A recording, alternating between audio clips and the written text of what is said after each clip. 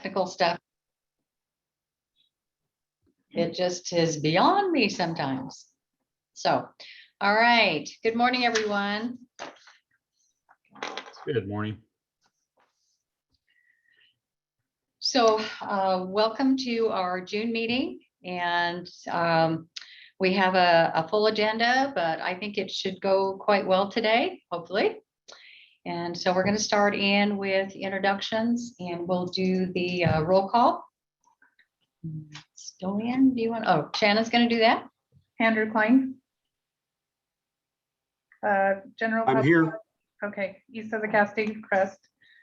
Jay Arnold, city elected legislative body member or mayor. Here, good morning. Morning. Al French, county elected legislative body member or elected as executive east of the Cascade Crest.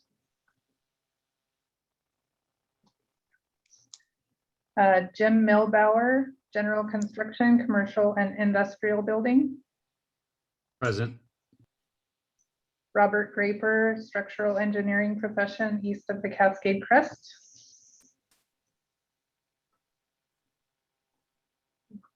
Tony Doan, local government fire service official east of the Cascade Crest. Good morning, here. Chell Anderson, architectural design profession. Present. Doug Lemley, city elected legislative body member or mayor east of the Cascade Crest. Good morning, everyone. Corey Wilker, construction building trades. Present. Robert Hamlin, county elected legislative body member or elected executive. I'm here. Thank you. Good morning. Carolyn Traub, mechanical engineering profession. Present. Micah Chappelle, building code enforcement official. I'm here. Todd Byrether, manufacturers, installers, or suppliers of building materials or components east of the Cascade Crest. Todd?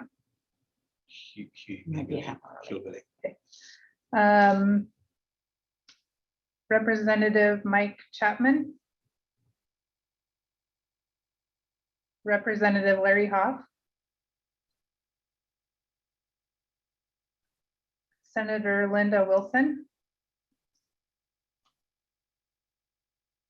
Senator Joe Nguyen. Rod Much, Labor and Industries. I'm here. Good morning. Morning. Assistant Attorney General Dirk Meyer-Bachfeld. I'm here. Good morning, everyone. Morning. Looks like we have a quorum. Great.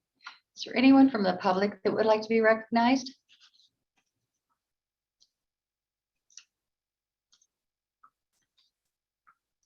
And you are muted. You'll need to unmute yourself if you want to speak.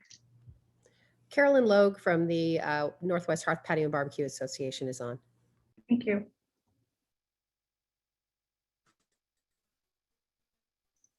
Anyone else? Good morning.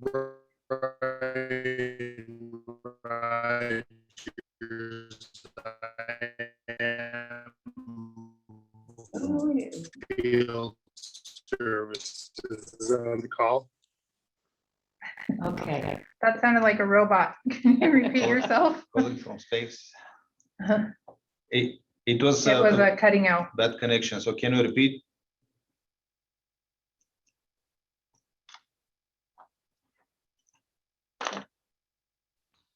Shannon, I think that is Jed Sherman. Judge Sherman. Okay. Oh, Thank you. Are you calling from SpaceX or something, dear? All right, and council staff. Shannon Pitts, present. Ray Shipman, present. Council staff. Krista Broxma. And Storm Bumble, council staff. All right, great. Welcome, everyone. So the next item on the agenda is to review and approve the agenda. So if everyone will review that and see if that fits with everybody's schedule.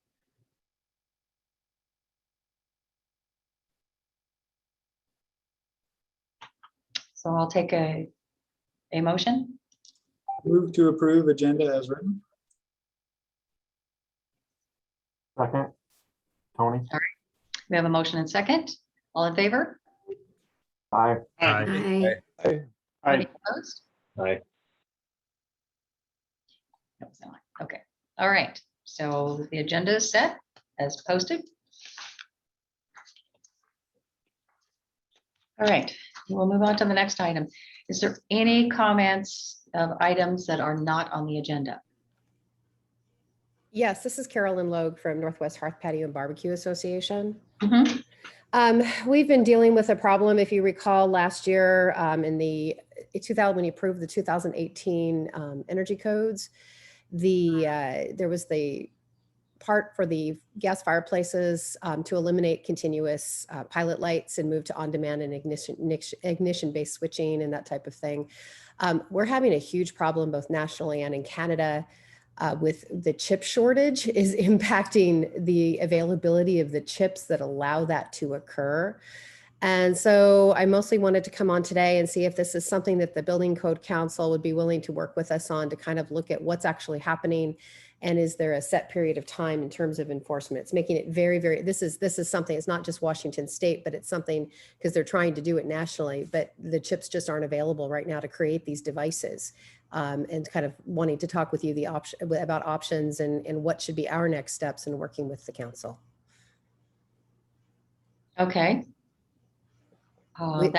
It would be a request probably for a delay in enforcement for a very specified period of time. Okay. So Carolyn, correct me if I'm wrong, but wasn't that an exception? The fireplaces were an exception to that? No, that was changed. Fireplaces now can no longer have continuous pilot lights under the code. Okay. They're not, they took away you guys took away the exception last year for the continuous pilot light. We were fine with that, but that's when we thought that that there would be no problems getting the chips. Right, yeah, exactly. Okay. Yeah. Well, that's happening with everything, right? Yeah, and there's some very specific ways we can do it, and we're researching some things like if there's timers that we can get that are maybe not chip based that are like 7 days it goes off, that type of thing. But I think it's something we need to, and I'm not quite sure how to approach it, but I know it's something in a delay of probably needing a delay in enforcement for just a period of time till we can get this caught back up. Yeah, and we could address that as an emergency rule. Yeah. So We where did would that something stand? similar with the fire code, the certification requirements. We changed the effective date to July 1st. I'm not familiar with the issue, but technically we can do an emergency rule. Okay, can we address that today? Under other business. Well, if we don't have a proposal, you can direct staff to prepare and do it, but the next meeting is too late. It's in September. Yeah. So if we can take the risk and if the council decides to direct the staff to change the emergency date, we need a proposal for a particular date. Carolyn, could you write something down while we discuss other issues and propose that later? Would that be acceptable so that we'd at least have something written down to I review? definitely can get that. I don't think it would have to be long. It would just have to be like a simple emergency rule to delay enforcement of the continuous pilot light new code for the fireplaces and I'll just get the date certain. You just need to specify the effective date in parentheses before the text in the section. That's all. Okay, all right. I will work on that while you guys are doing other things. We can review this under item 9, other business. Yeah, that'd be great. That sounds good. And then, Staran, do you want to remind Carolyn how long an emergency rule can be in place? The emergency rule becomes effective after filing. So we just need the date when is the new effective date is all we need. And then we'll figure the rest out. Yeah, and emergency rules are 120 days. Yep. Yeah, but the effective, how long the emergency rule will be effective will be longer than the effective date that will be proposed. So this is what happened with the fire code. So we Right. will enact the emergency rule. The effective date will be, let's say, I don't know, August 1st, whatever it is. And we will not start working on a permanent rule because the emergency rule will be effective longer than the effective date. I know it doesn't make sense what I'm saying, but so when we've specified the emergency rule, for example, effective, this section is effective August 1st, this is all we need to do. So you need you need a start date and how long they need this emergency rule, correct? So it would be like probably right away to start, and then it would be till, Again, the emergency rule is effective for 120 days, but if we specify the date, and I'm using August 1st because it's easy, but when we specify the date August 1st and the emergency rule is effective until, I don't know, December, well, it just, we are passing the effective date, so Right. it doesn't need to yeah, specify. but We just need the date when we want this section to be To- effective, that's all. through to be effective to that date. No. For the fire Because- code, what we did for the fire code, we had the section for certification and testing, and in parentheses before the text, we say effective July 1st, 2021. Right, This is what we need to do with that okay. one. So, but that date needs to be before August 1st. I know you're using that as an example, but they need this right now. The effective date, not the effective date of the emergency rule. The effective date of the emergency rule is, it's immediately effective when it's filed. Mhm. I'm talking about the effective date Yeah. of the section. So August 1st is the effective The date end of the date. section, but the emergency rule, let's say it's effective on Monday or Tuesday. Until, yeah, okay. We're on the same That's all. page. Yeah, We're we saying are the same just- thing, just we're just terminology, I'm saying sorry. it different. So Caroline, does that make sense? Yes, what I'll do is I'm going to go get something. I'm getting some info now and I will raise my hand when I have it ready. Great, okay, thank you. Thanks. So 120 days from today would be the October 16th. Just putting it out there. Great. So, And if you want to take advantage of that whole time, that, you know, that's when it would be, or if it's a sooner in date. Okay. Yeah. Yeah, I'll find out because I need to get kind of a sense of what's happening right now in the chip market. I just know it's been, we're not the only industry with this problem. So, That's true, yeah, yep. Okay, thanks. good. All right, any other items not on the agenda? Okay, we'll move on to the minutes. Has everyone had a chance to review the minutes from the last meeting, which was May 21st? And if so, I'll give a minute and then I'll take a motion.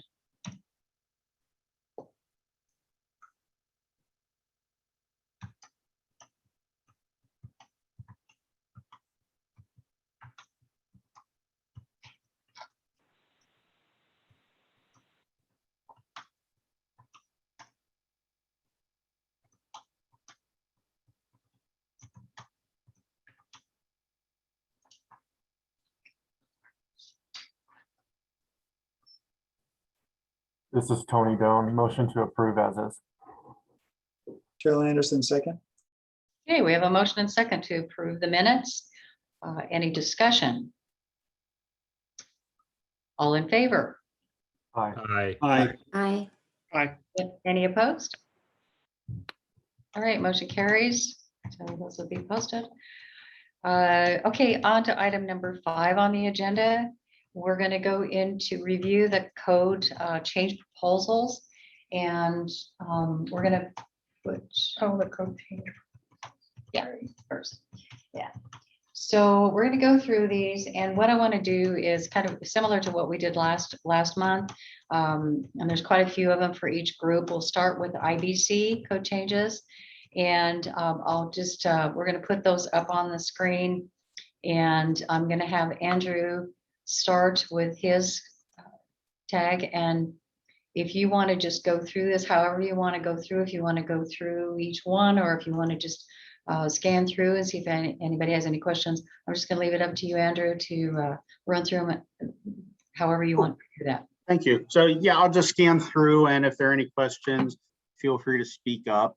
We've discussed a couple of these inner tags. Other ones we've not gotten to quite yet. But yeah, here's the list. I'll leave it up, and it's online as well. You can download, and we can discuss anything further in depth if anyone from the public or other members of the Code Council has any questions or comments. The last one that was discussed at the meeting in May was with the date May 20, 2021. So everything after that is new. These proposals were submitted after the council meeting in May.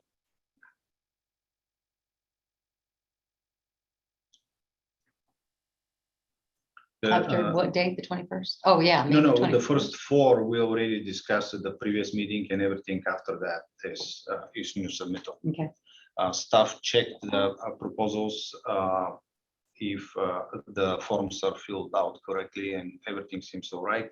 There are some questions related to the economic impact, but we will work individually with the proponents.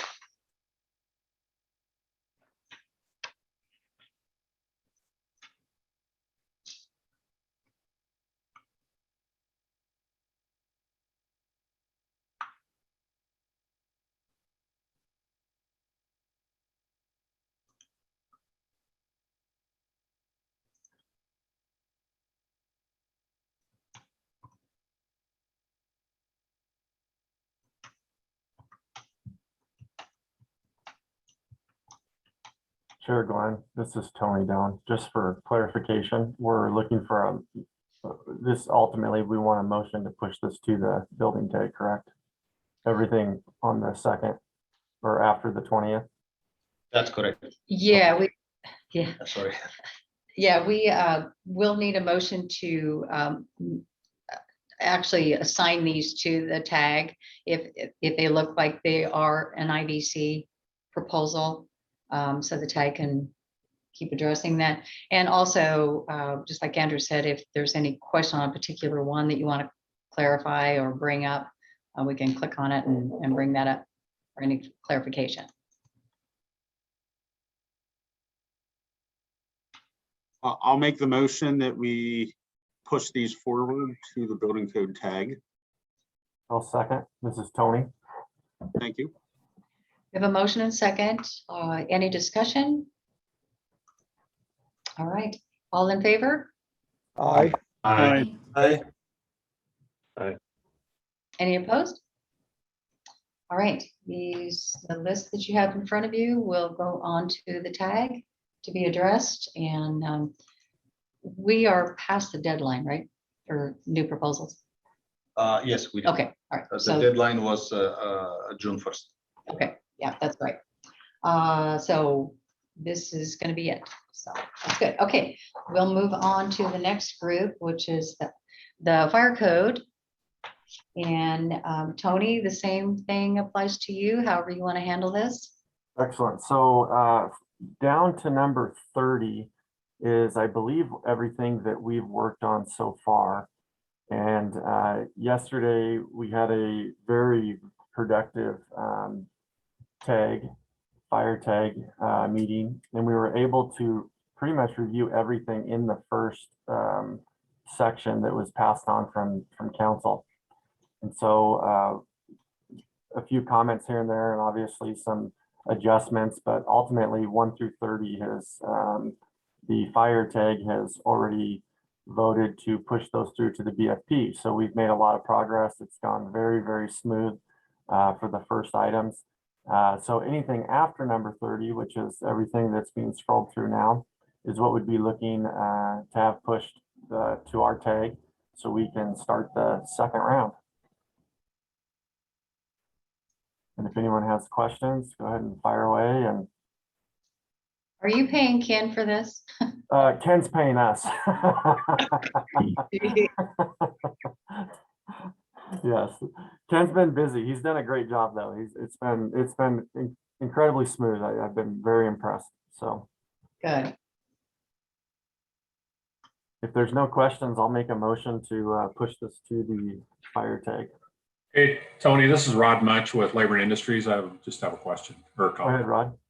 So the proposal for minimum qualifications for testing fire alarm systems, we've discussed this before, and in section 510.5.3, minimum qualifications for designer and lead acceptance and test personnel.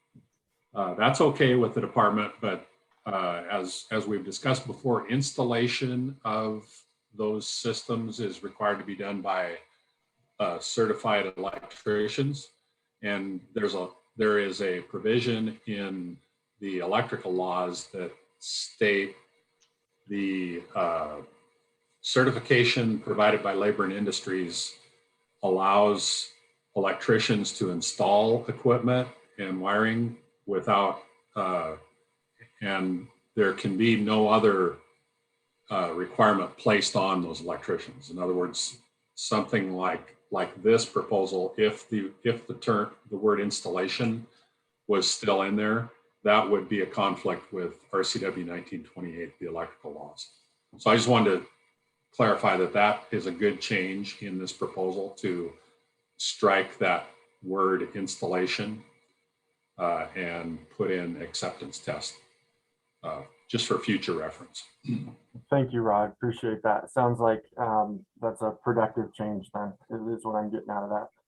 Yes. Okay, excellent. Thank you so much. Appreciate your input on that.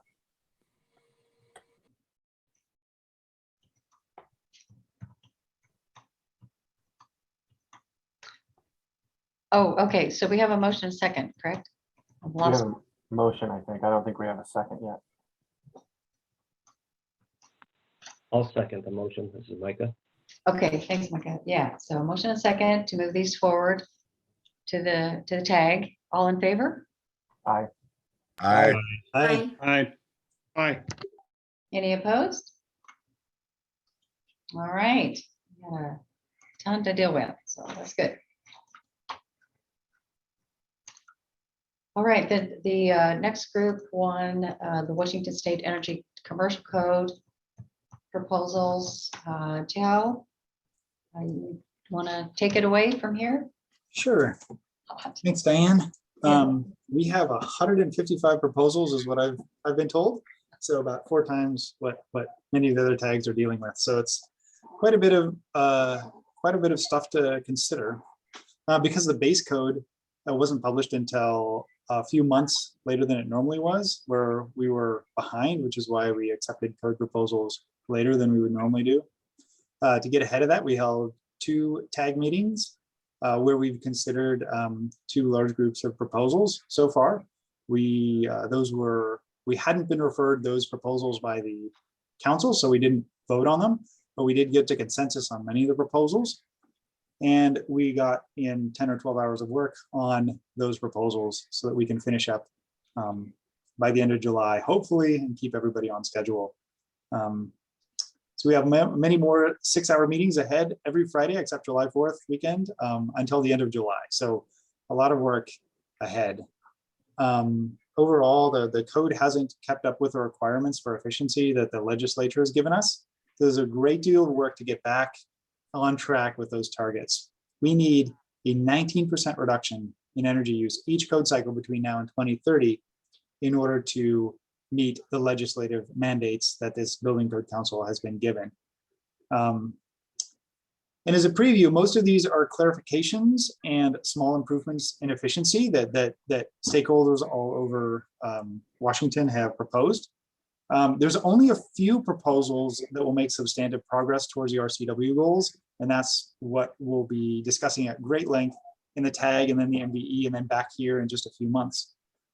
For the next 3 meetings, we'll actually be discussing those big topics from 10 to 11:30 every morning. We're gonna try and get testimony from lots of people all on all sides of the issue. So you are all welcome to join those. They're public meetings. For those 3 kind of big topics that we're going to be talking about. You're all welcome to join, so just talk to the staff if you want to get information on how to join those meetings or look at that State Building Code Council calendar. So with that, let's approve these and get the tag to work on these. Are there any questions? Now, where did you leave off? What date did you leave off that we've already sent some to you? Was it the 6/1? No, only the first three actually were referred to the tag so far. Oh, okay. And we haven't voted on anything. We've just done kind of thumbs up consensus, unofficial votes. But what we're going to do is now that we know which ones are on consensus, we can go through those more quickly and then vote on those. So I think it's expedited our process to have those two kind of non-voting meetings. Yeah, okay, that sounds good.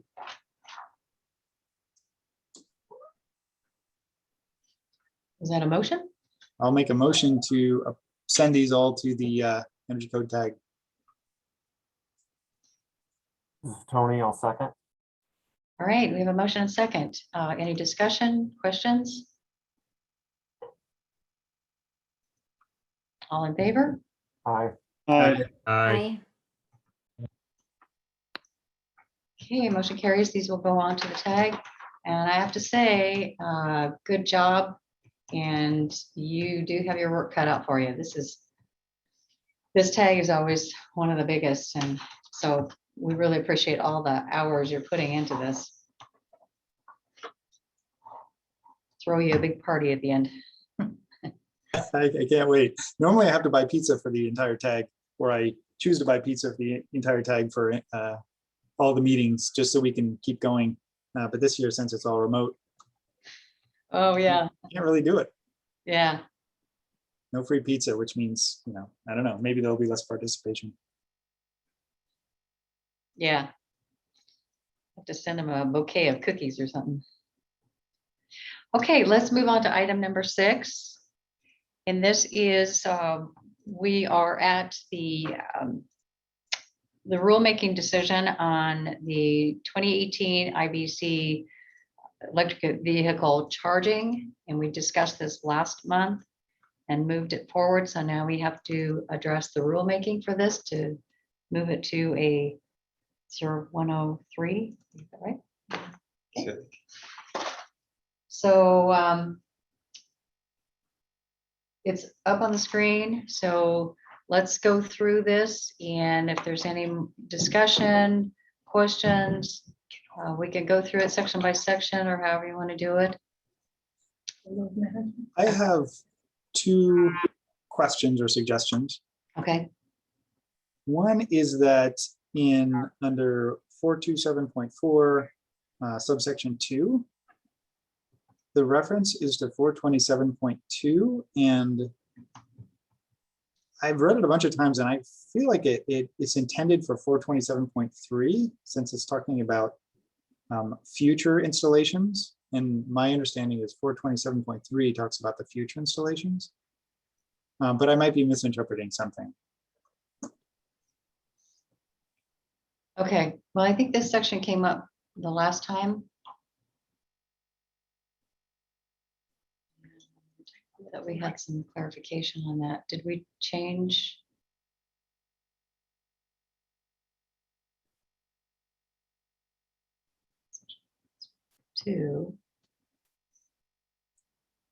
There was a discussion about this the last time, and also the second topic for discussion was the load management system. I have some additional information for the load management system, but I don't have anything for this for 27.2. All I know was that we got a few phone calls also that many folks were complaining about this, considering it misleading, but it's not my comment, it's just what we have received. Okay, and we did discuss this, and we did pass this as written. So, but let's discuss it again. I mean, if there's questions after the fact. I guess I'd really like to hear from the tag that wrote this, or the committee that wrote this, if they intended to put 427.2 in here, or if it really should be 427.3. And it appears to me that subsection 1 refers to day 1 installations, and that subsection 2 refers to future installations. And my understanding from reading this is, and the original law that kind of spurred this, is that 427.3 talks about the 20%, which is the future capacity, which aligns with subsection 2, which talks about future capacity. And so this seems to me like it would refer to 427.3, but I wasn't in the tag discussion, so I'd love to hear from the tag on that. Well, this came up in our council discussion last time. Corey is still raising his hand. Oh, Corey, go ahead. So I was participating. Oops, you muted yourself. Sorry, There you I was participating in the tag discussion when it came up for this part with 27.2. The reference to 427.2 is because in it, at the start of it, where parking is provided, 10% of the spaces shall be provided with electric vehicle charging infrastructure. That's why it's referencing 0.2, even though it has the other 427.3, 4, and 5 in it. Chell, I guess what I'm trying to say is the reason it was referencing that is the specific requirement. Then 427.3 goes into the futures.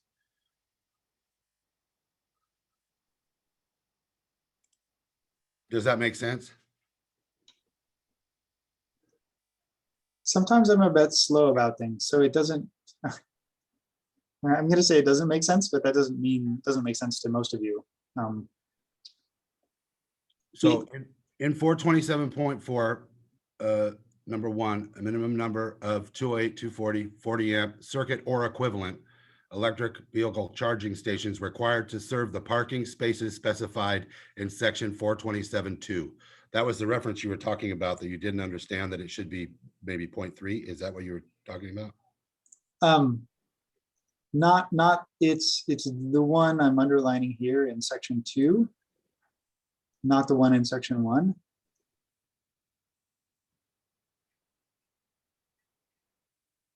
I don't know, maybe.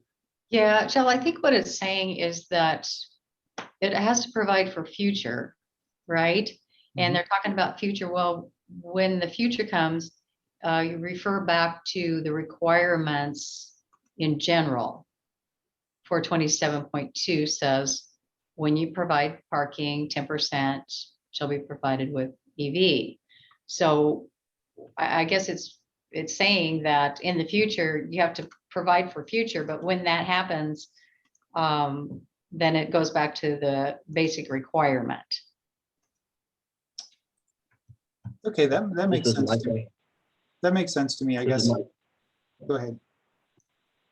I was going to jump in and support you, Shale. I think you're correct. The sentence that references is the service capacity and raceway shall be designed to accommodate the future installation. And the future installation is talked about in 427.3, not 427.2. So I'm going to back you up on that. I agree with your assessment, and it sounds like we will have a split on this. But I agree with you. I think the other part of that was that it references in 427.2, it references 427.3, 4, and 5. And that's why they went back to 2. Do you remember that, Micah? We spent an hour discussing it. Right. I honestly don't. It's fine the way it is, because you're right on that. It does reference it in 427.2. It's kind of circular. It probably doesn't need to be changed, but I do think that 427.3 talks about future, and it may be more clear if it's pointed out there, but to me, it's 6 of one, half a dozen the other. So, And that's where I'm at as well. I think, yeah, 427 does reference, or 0.2 does reference 0.3, 0.4, and 0.5. So it's confusing, or it's possibly confusing, but it's not incorrect. So I think if hours have been spent on discussing this, I'm unlikely to be able to come up with better code language right now. So I'm fine with it going forward as is. awesome. I did have one other question, Yes. Yep. which is about the word customer. If you scroll down a little bit, load management infrastructure may be used to adjust. The word customer here, I'm not sure what that is intended to refer to, and I don't know that we refer to customers in the code a whole lot. So I was wondering what the discussion about using that word has been.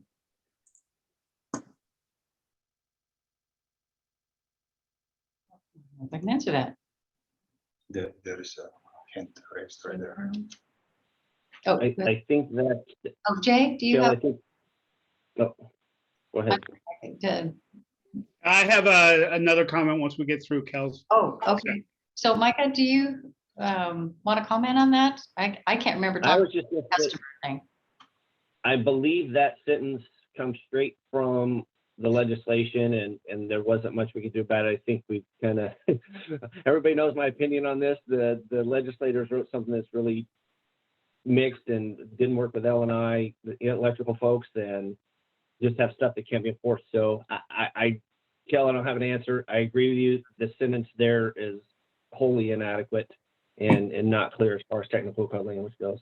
Okay, if it's what the legislation requires us to do, then we have our hands are tied about that. So it's fine with me.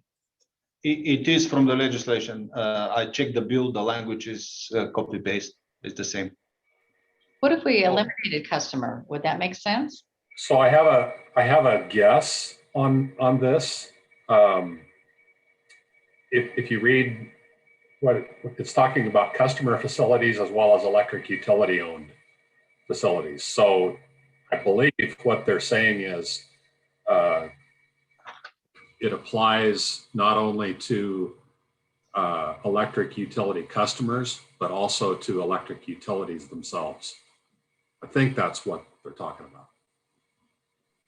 Yeah, and I guess that's what I'm interpreting out of it, but the word customer is a strange word to see in the code. So I mean, that's what I understand the same thing that you do. So yeah, we don't at L&I we refer to, we don't regulate anything on the utility side. We regulate the customer's side, which would be the customer side of the service point. So we use that terminology in the electrical world, and I suspect that may be what it's referring to. I don't think we need to discuss this anymore. I think you've clarified it for me, and the legislation is telling us what to say. So we have no choice but to say that. So.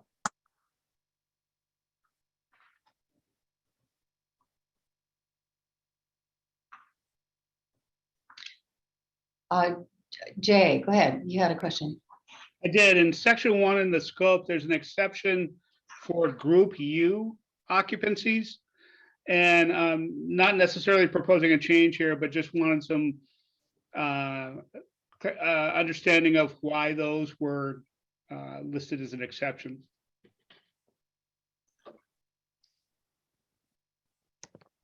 My guess is that they usually don't have specified parking.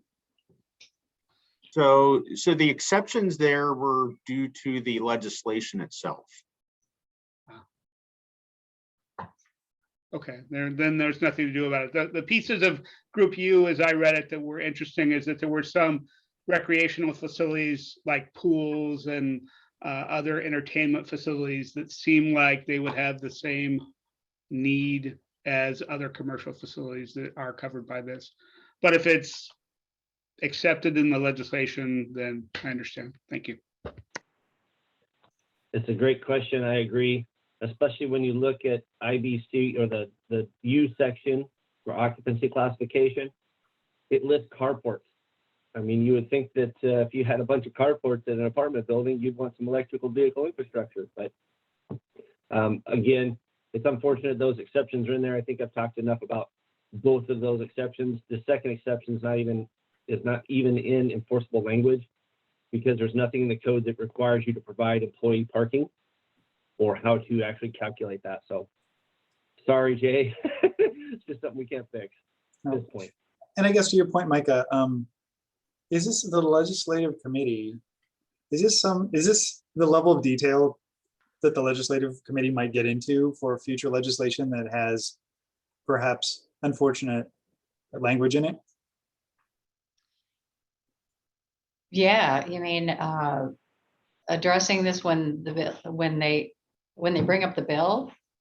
Yeah, I don't know what specificity we get into in reviewing a bill and what it would do versus a bill and how ham-fistedly it might attempt to do something.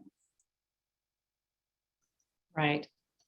Well, I do think we have a responsibility to assist the legislature in providing language that actually can be written into code.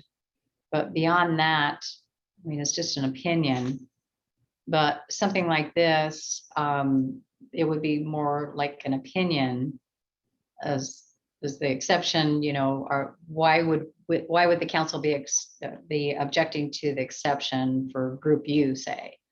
But if the bill was written in a language, which they often are, that we can't translate into code, then I think that's where we can step in. And just to Micah's point, I mean, this happens all the time. It's like, well, how do you write that into code?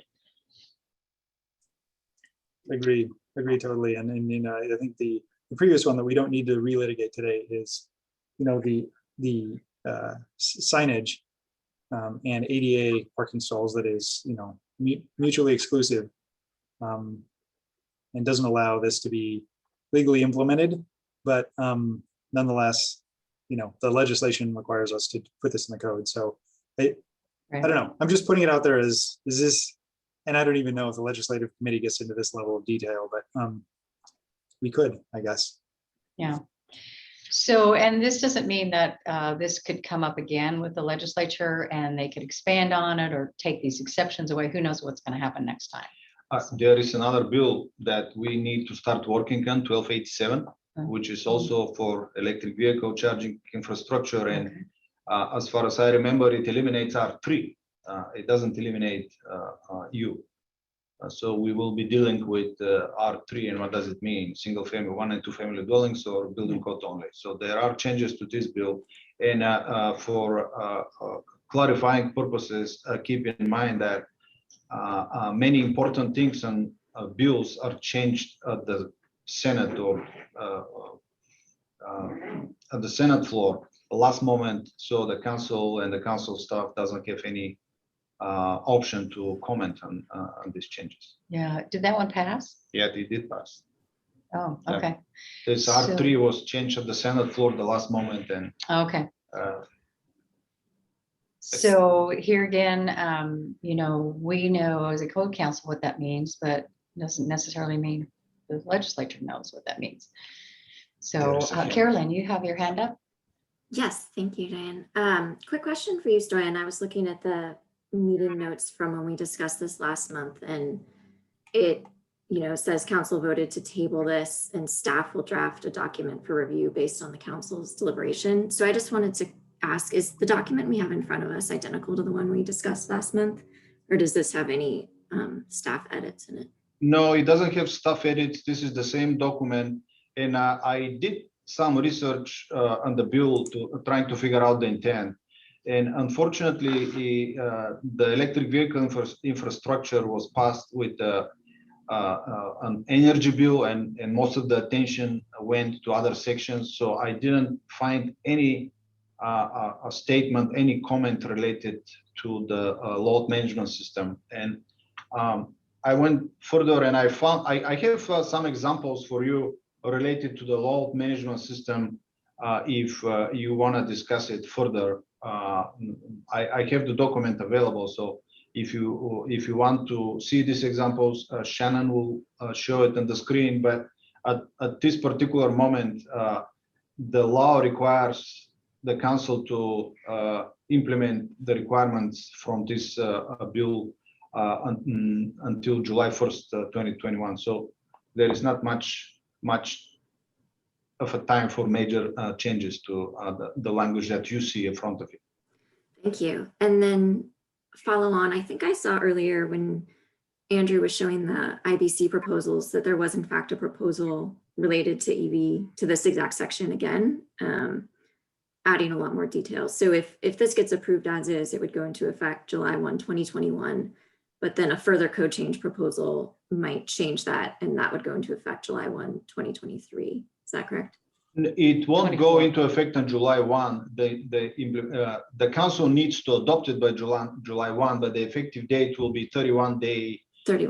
31 days after we file it. So Thank you. it won't be exactly July 1, but it may be sometime in July or the first week of August. Thank you. Right. And then this would be addressed in the next code cycle.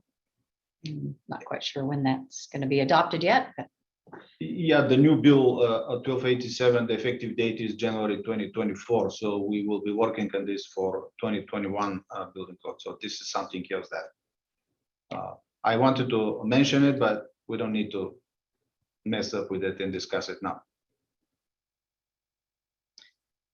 okay, any other discussion on this? So what we're doing today is we're moving this on to rulemaking for CR 103. And it sounds like all the questions been answered, so we can move it on as is. If there's no more discussion or questions.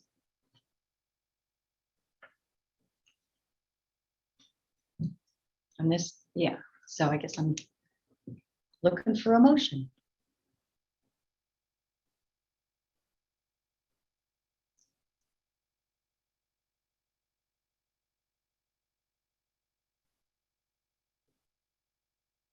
Okay, don't everyone speak at once. So Take action. I do think we have to move this on, unfortunately, because there were some deadlines put on this by the state legislature. So although I'll be voting against it, I will make the motion to move this on. I'm sorry, I don't know what else to do. I don't know how we do this, so. This is Corey, I'll second. You want a roll call vote? Yeah, so let's do a roll call vote on, well, what is the motion? I don't have a motion yet. I made the motion to move it on, move it Oh, you forward. I did? think that's it. Yeah. Okay, and I had a second. Okay, all right, gotcha. Okay. All right, you just do your own little thing, don't you, Micah? So, all right, we're gonna do a roll call vote. So, Andrew, Yay. Jay, Yes. Jim, Yes. Tony, Yes. Chell, Yes. Phil, Yes. Corey, Yes. Robert, Hamlin, Yes. Carolyn, Yes. Micah, No. Todd.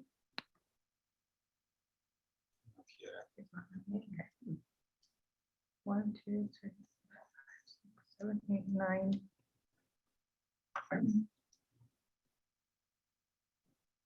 okay, we had 9 yes and 1 no. So the motion carries. It'll move on to a 0103. Thank you for that participation and discussion on that. It's always really good to get these clarified and get all the questions answered. And so it's good discussion. All right, let's move on to the items. Looks like Carolyn has her hand up. Oh, Carolyn, go ahead. Yes, and sorry I'm not going on video, but I did send the proposal to Stroyan and to Krista to look at extending the effective date for enforcement of the continuous pilot light code. Is, I believe it's 403, I can't remember, 1.53, I put it on there. And extend it out to October 16th with a request to review again at that point to determine where things are in the supply issues. We will review it under agenda item 8. Do you have that? I sent Is it it- to, Okay. yeah. All right, you did. yeah, we'll pull it up after the opinions and we'll address that. Thank you. Thank you. That. All right, so the first request for opinion is San Juan County dealing with the commercial or the energy code, the residential section 402.4.2 fireplaces and air leakage. Who is going to read this? Krista. Krista, are you there? Trying to be. Okay. Let me see if I can pull up the right one.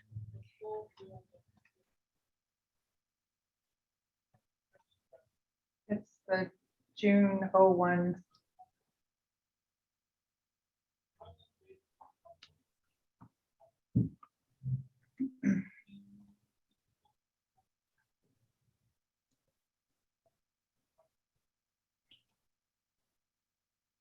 There you go.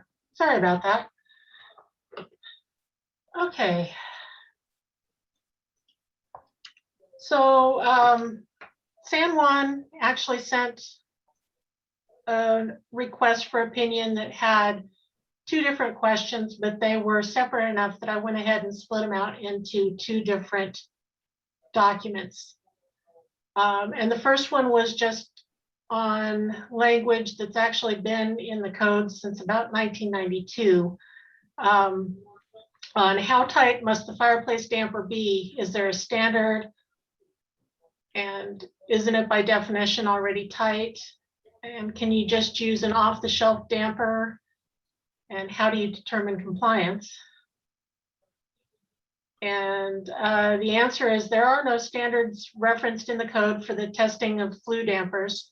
The intent of the damper is to prevent the loss of conditioned air when the fireplace is not in use. Thus, the intent is that the flue be relatively airtight. If the damper is not tight fitting, there will also be problems passing the air leakage testing. So it's an answer that isn't quite an answer, but it was what I could come up with. And if anybody has any suggestions, they're welcome. Sounds good. So is there any public comment on this one? All right, council members, discussion, questions? Motion. This is Jim Milbauer. Yeah, Jim. The bottom 2 lines of the answer, is there, or excuse me, the last line, is there a air leakage test that's actually performed? I think she's referring to the house air leakage test that's required. Yes. Yeah. And that is required. Okay, thank you.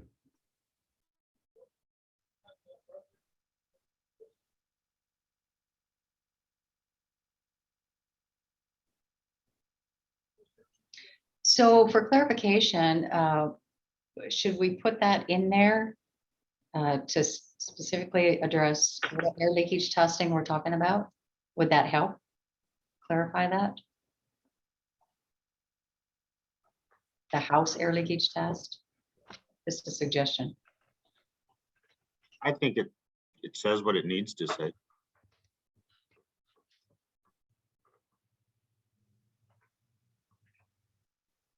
Okay.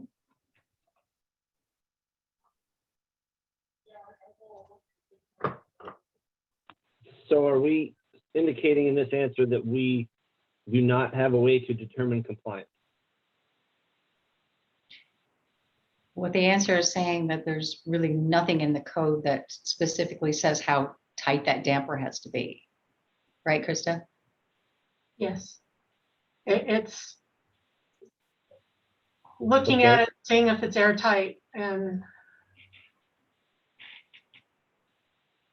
Yeah, I think in the code language, it says it talks about tight fitting flue dampers, doors, and it has some UL requirements for doors. But there's no called out specification for the dampers. And then I guess the other reference is in the testing section that Krista answers with, which I think is a great response. It notes that during the testing, dampers, including exhaust, intake, makeup air, backdraft, and flue dampers shall be closed, but not sealed beyond intended infiltration control measures. So I think the answer is really that it needs to be tight enough such that you pass the air leakage test. Did you have a code section you just referenced? Would that be good to put in there? If that's the way you somewhat get to compliance? Because I understand the question on the tightness of the dampers, but their last part of the question is how do you determine compliance? Yeah, I think it's R402.4.1.2. Okay. I think that's a helpful add. I agree. Thank you. I appreciate the code section. Yeah, and Carolyn, that is the section that addresses how the test will be conducted.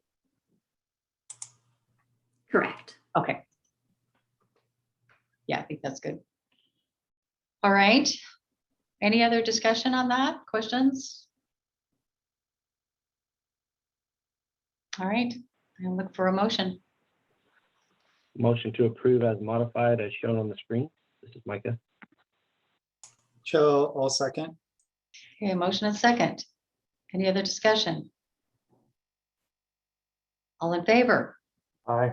Aye. Aye. Aye. Aye. Any opposed? All right. Motion carries. We'll go on to the next opinion. This is San Juan County as well. The Residential Energy Code 406.1 and 406.3, additional energy efficiency requirements. Take it away, Krista. Okay, so under R406, they have two different questions. The first is, are all conditioned occupancies under the residential code, such as heated accessory structures, garages, bunkhouses, and other living spaces, required to comply with the energy credit requirements in sections R406.2 and R406.3? And the proposed answer is no, only those accessories structures that meet the definitions of dwelling unit would be required to comply with section R406. So if you've got facilities for sleeping, eating, bathing, it would fall under dwelling unit. But if you only have one or two of those items in it, while it would be a sleeping unit, it wouldn't fall under a dwelling unit and therefore would not be under the scope of R406 or R406. The second question is, the number of credits required for very small additions is inordinately high, given the limited options for additions of 200 square feet or less. Were these additions intended to meet the requirements, even if no new heating, plumbing, glazing, or other credit options are available, or were already used in recent renovations or other permitted work? And the proposed answer is yes. The code requires that all additions of less than 500 square feet achieve 1.5 credits.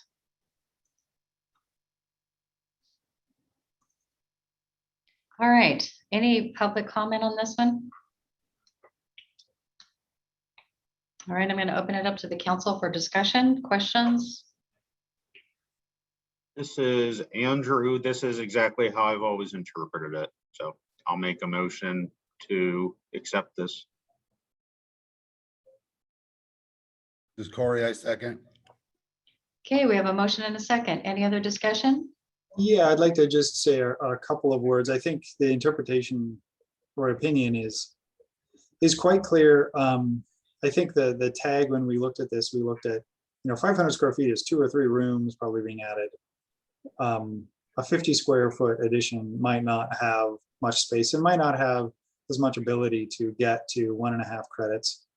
The code is clear about this. I guess I was wondering what the sentence "or were already used in a recent renovation or other permitted work." I guess I'm not sure how what that question is asking. Do we have San Juan County or anybody else who can answer that question?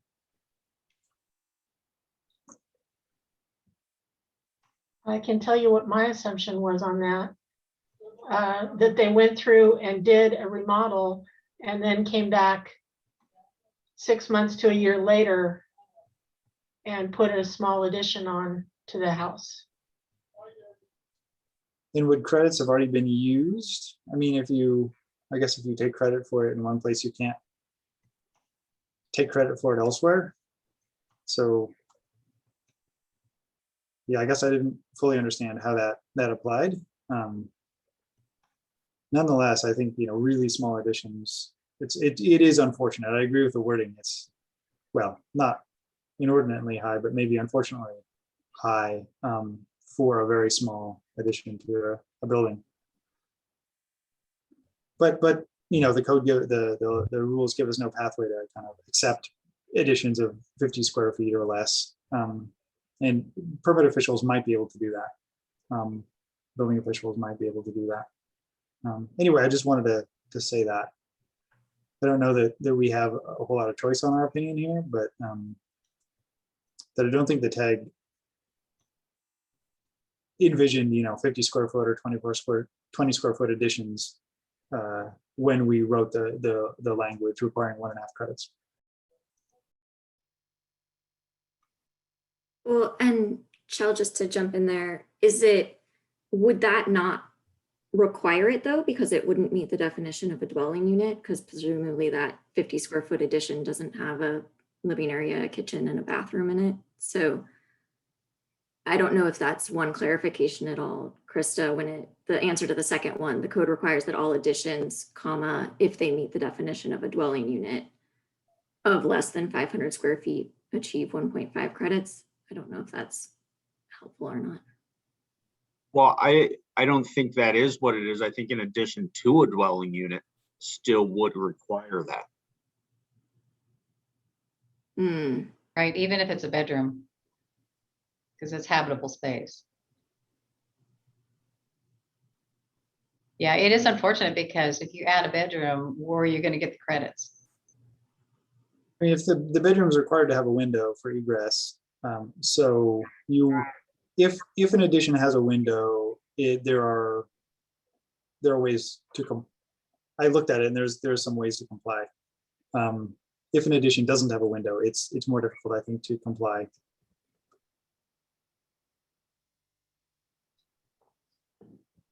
Yeah, well, but I don't think you can get 1.5 for any kind of window, can you? Isn't the maximum like 1 point for 1 credit for 0.22?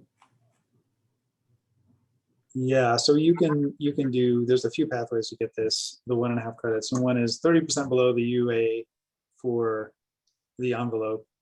And if you don't have any windows, then your UA is going to be the 0.56, and 30% better than that is tough if you only have opaque wall.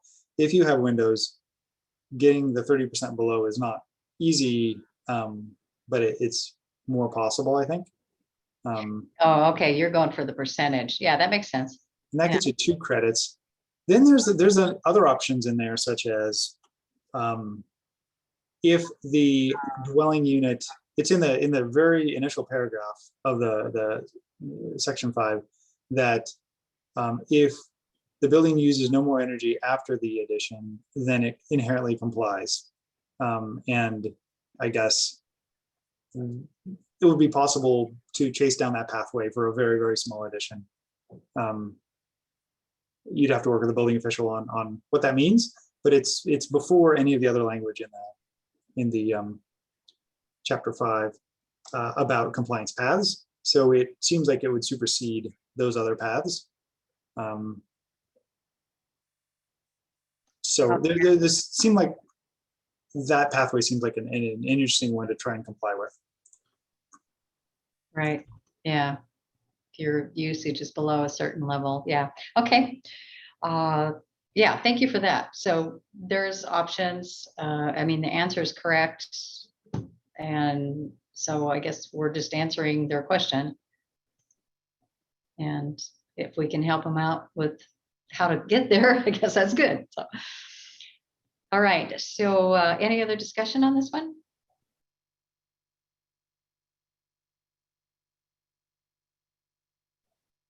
Looking for a motion.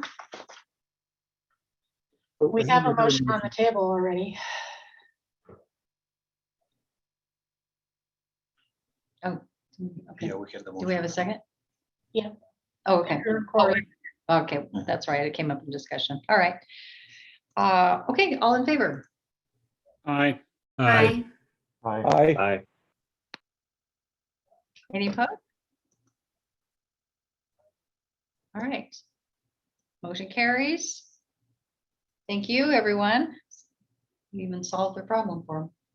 Okay, we'll move on to the next one. And the last one is Kitsap County, and it deals with the IRC, section R332.1, R408.2, and then the appendix F 101.1, dealing with crawl space ventilation. And I had to read this a few times to understand where they were coming from, but I think it's simpler than, but anyway, Krista, do you want to do this one? Sure, and this all stems around the confusion of Appendix F, the radon mitigation requirements that ordinarily only apply to the high radon counties. But IRC section R402 states in the exception that if the crawl space ventilation is less than 1 to 300, or if operable louvers are installed, a radon vent shall be installed in accordance with the requirements of Appendix F. IRC section R332.1 and AF 101.1 state that the radon control provisions of Appendix F apply to high radon potential counties and to all buildings constructed using the provisions of section R408.3. Should sections R332.1 and AF 101.1 also reference the exception in section R408.2? And the answer is yes. The original proposal to amend section R408 in 2009 only included amendments to section R408.3. The proposal was later amended to also include the exception to section R408.2. However, the language in sections R332 and Appendix F was not modified to reflect that change as it should have been. Question 2, if the answer to question 1 is yes, is there room for less stringent requirements in low radon potential counties in zone 3, such as SBCC interpretation number 06-01, if it still applies? The answer is interpretation number 0601 was issued before the requirements discussed in this opinion were adopted. As the requirements of this section have changed, the published interpretation would not be applicable to the 2018 codes. Code alternates to provide equivalent safety and effectiveness can be approved at the discretion of the building department on a case-by-case basis. Okay, thank you. Yeah, when I read through this, it was kind of, and I think part of the problem is, well, they're referring to section IRC section 408.2 and the exception. Of course, our amendment in Washington, we can't. They changed it to 1 and 300, and you go up to 1 1500. But it's a Washington state amendment, so you refer to that, and the answer is pretty straightforward because the 2018, the amendment does state this. I think the confusion came, and correct me if I'm wrong, Krista, but it sounds like the confusion for them came with the not stating that in the appendix. but it does say that even zone 3 it refers back to 408.2 as well, so exception. Right. Okay, And it would be kind of strange to put in a requirement only for a place that already has that requirement. So logically, it gets you there. right. This is Mike. I kind of had some questions. Was there, and sorry if you can correct me if I'm wrong, Dan, did you indicate that there was an amendment in 2018? Because I'm not showing that in section 408. The only amendment I'm finding is on the matrix that was provided from the minutes from staff here from June 14th, 2019. It showed a modification to R327, which was the protection against radon. I'm not sure if that was just a chapter number change. And so I just wanted to make sure what we've got going on. I'm concerned that I think this might have pointed out some errata that needs to occur.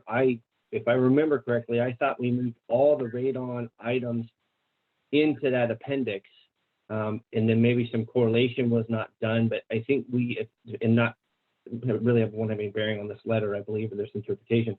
I think we need to go back and verify what proposals were done for the last code cycle and verify what we did in moving stuff to the appendix and taking out or modifying chapter R327 for protection against radon. I'm just thinking there was some miscorrelation. And so I want to make sure that we capture that correctly, because I think there's some different stuff going on in what is posted in the matrix and what was in the WAC and what actually occurred through the code correlation process for the 2018 changes. Although I think the letter is correct in how it is currently showing in the WAC rules. So I didn't check out the WAC, but the amendment, the amendment states this, just like it's spelled out here. It does refer to both sections, the exception to 4082 and 4083. I agree with you. That's what's showing in the current code. But Right. I don't think the current code is capturing all the changes that needed to be correlated from what changes occurred through the 2018 cycle. I think some things were missed. And that's what I'm bringing up as we need to look at this. Staff probably needs to look at this for errata to make sure that the correct changes are either carried forward and the correct changes were made with what happened in 327, which is currently 322. And then, of course, the appendix F, there's a change proposal on that to AF 103.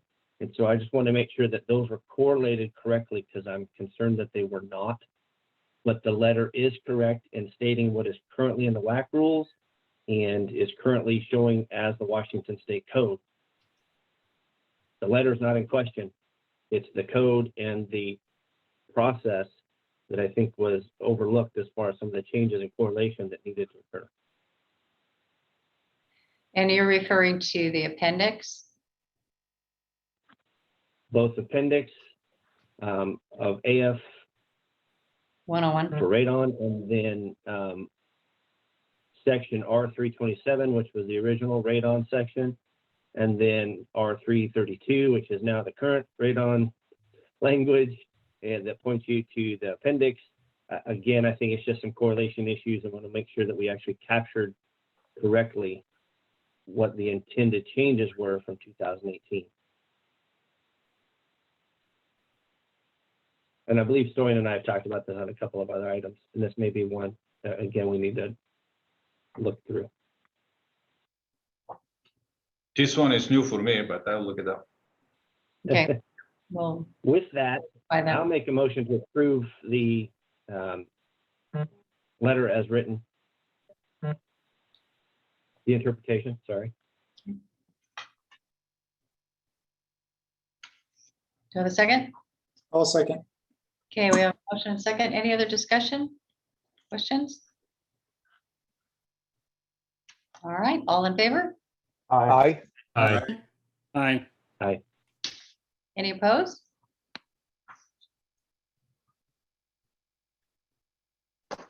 Nothing here. Okay, motion carries. Oh. Oh, she turned it back to you. Okay. Okay. You're on, Brian. All right. So, Sorry. right. It's fine for him. All right. So before we do the staff report, let's go down to item 9 and talk about the item that wasn't on the agenda that we're going to introduce for an emergency rule. And how do you want to do this, Dwayne? Do you want to read it? Shannon Shannon, will do you want to show, read this? And Shannon will Jonathan? show it on the screen. We're going to bring it up on the screen. One moment. Okay. Oh, before, yeah.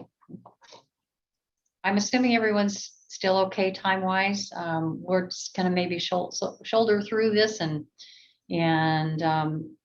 see if we get done in a reasonable time, we won't take a break. Is everybody okay with that? Yes. I'm fine. Okay, so far so good.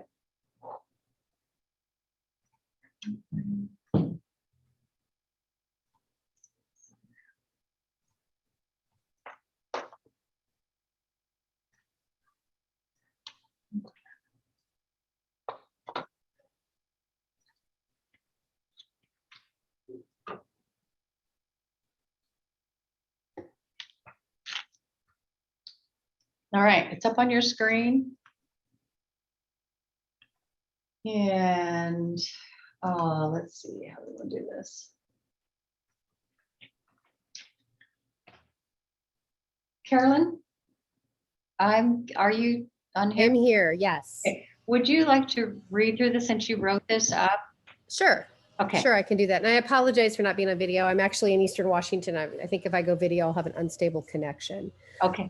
So basically, due to a significant global shortage for gas fireplace manufacturers of the chip components, the Northwest Hearth Patio and Barbecue Association is requesting a delay in enforcement for R 403.1.3 regarding continuously burning pilot lights as passed as part of the 2018 State Energy Code. Our request would be for an emergency rule that delays the enforcement until October 16th, 2021, or as long as the emergency rule can be put in place. Because we're seeing the possibility of supply issues extending beyond that date, we'd like a review at that point to kind of look at supply availability and see what should be done, whether an extension would be needed. But our intent is that as soon as supply is available, the enforcement can begin. Our manufacturers are ready to do this. They don't have a problem with it. And just as an aside, these requests are also being put forth in Canada and other locations that have put similar types of restrictions on continuously burning pilot lights into place.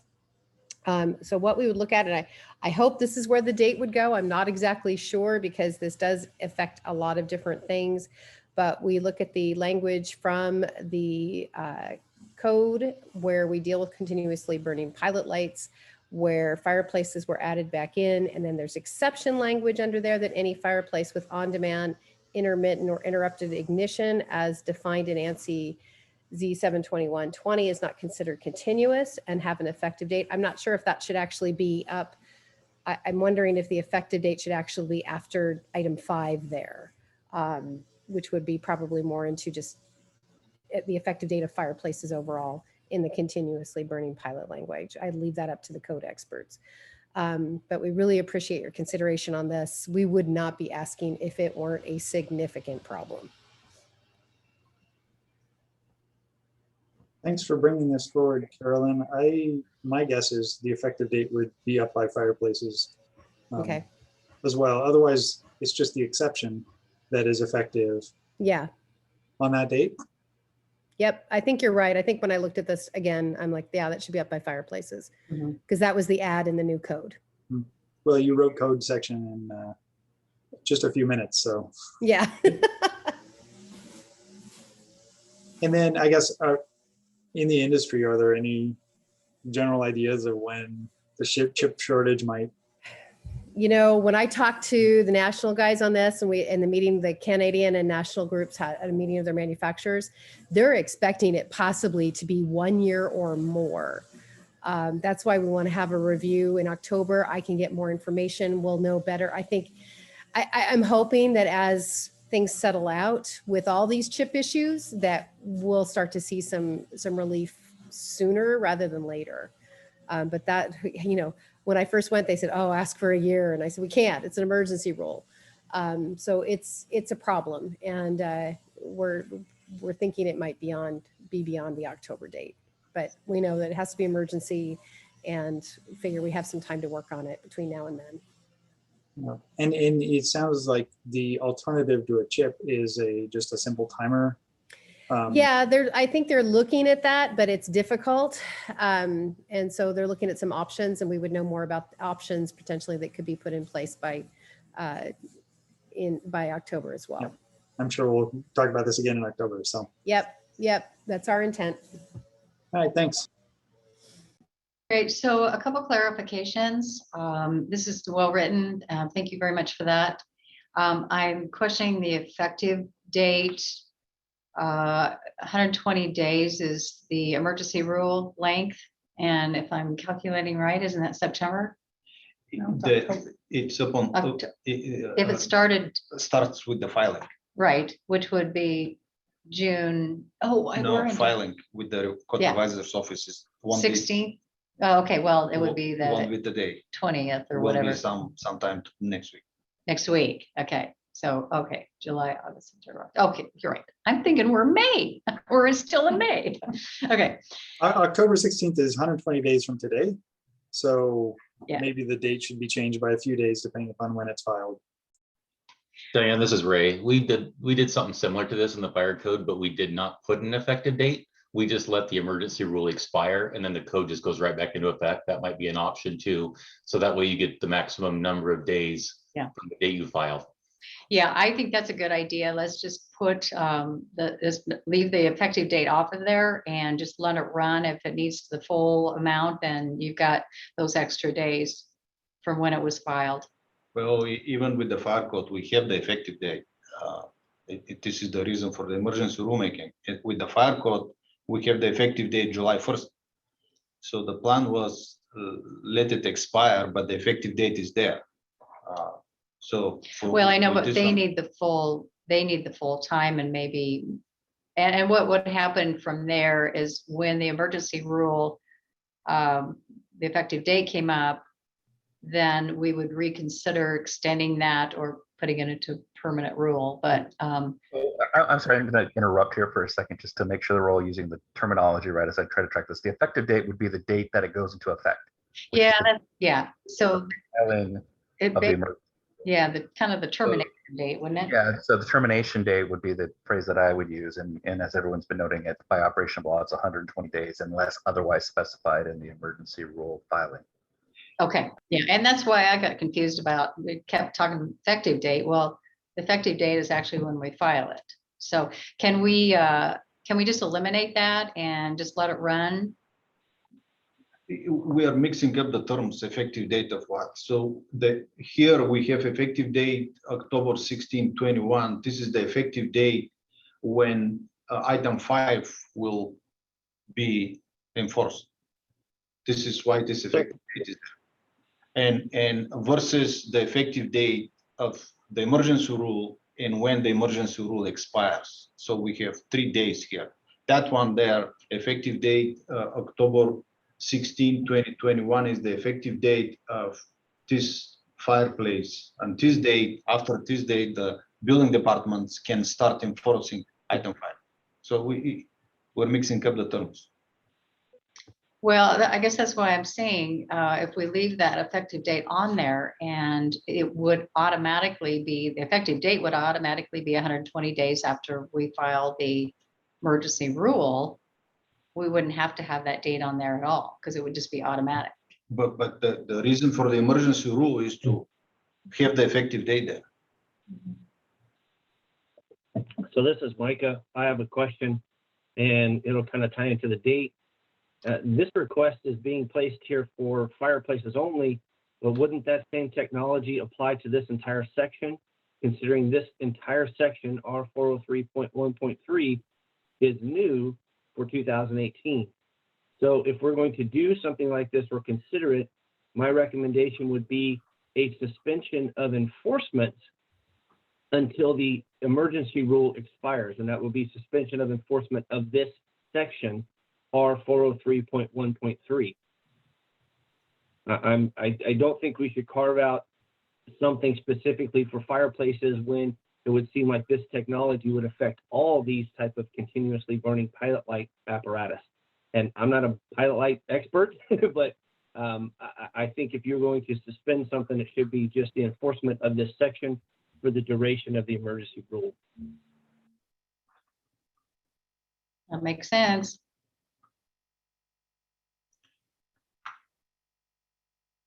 This is Carolyn. I just wanted to I'm not sure, and maybe Krista or somebody or Ray would know better, but my thought was that I thought that this language is already in place and that the fireplaces were an exception, and then the only thing added back in were fireplaces into this section. But we would have no problem if you want to delay enforcement for the whole thing. Madam Chair, may I answer that? Yes, please go ahead. The other requirements were already in effect in the code. In 2018, what happened was all of the individual requirements were moved from separate sections into one overall section, and fireplaces was added to that list.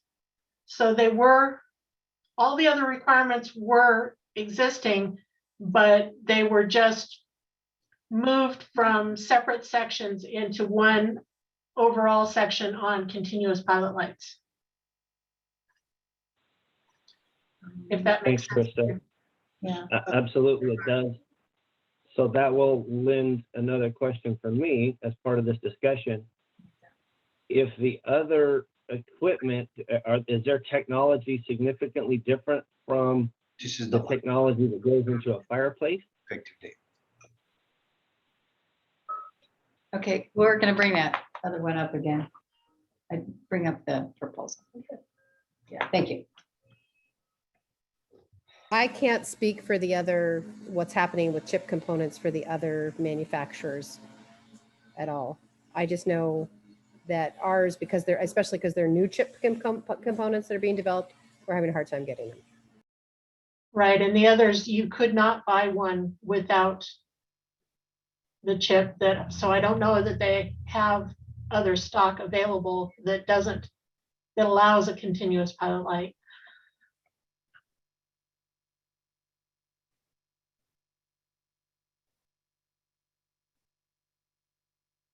So I'm still lost exactly as to how the procedure is, but it seems like if we put the effective date as 10/19/21, which would be 120 days from Monday, then we would have a solid piece of emergency rule that would extend for 120 days-ish, you know, less than 100, possibly a few days less than 120, but depending upon when it's filed. But it seems like that would be a very reasonable path forward.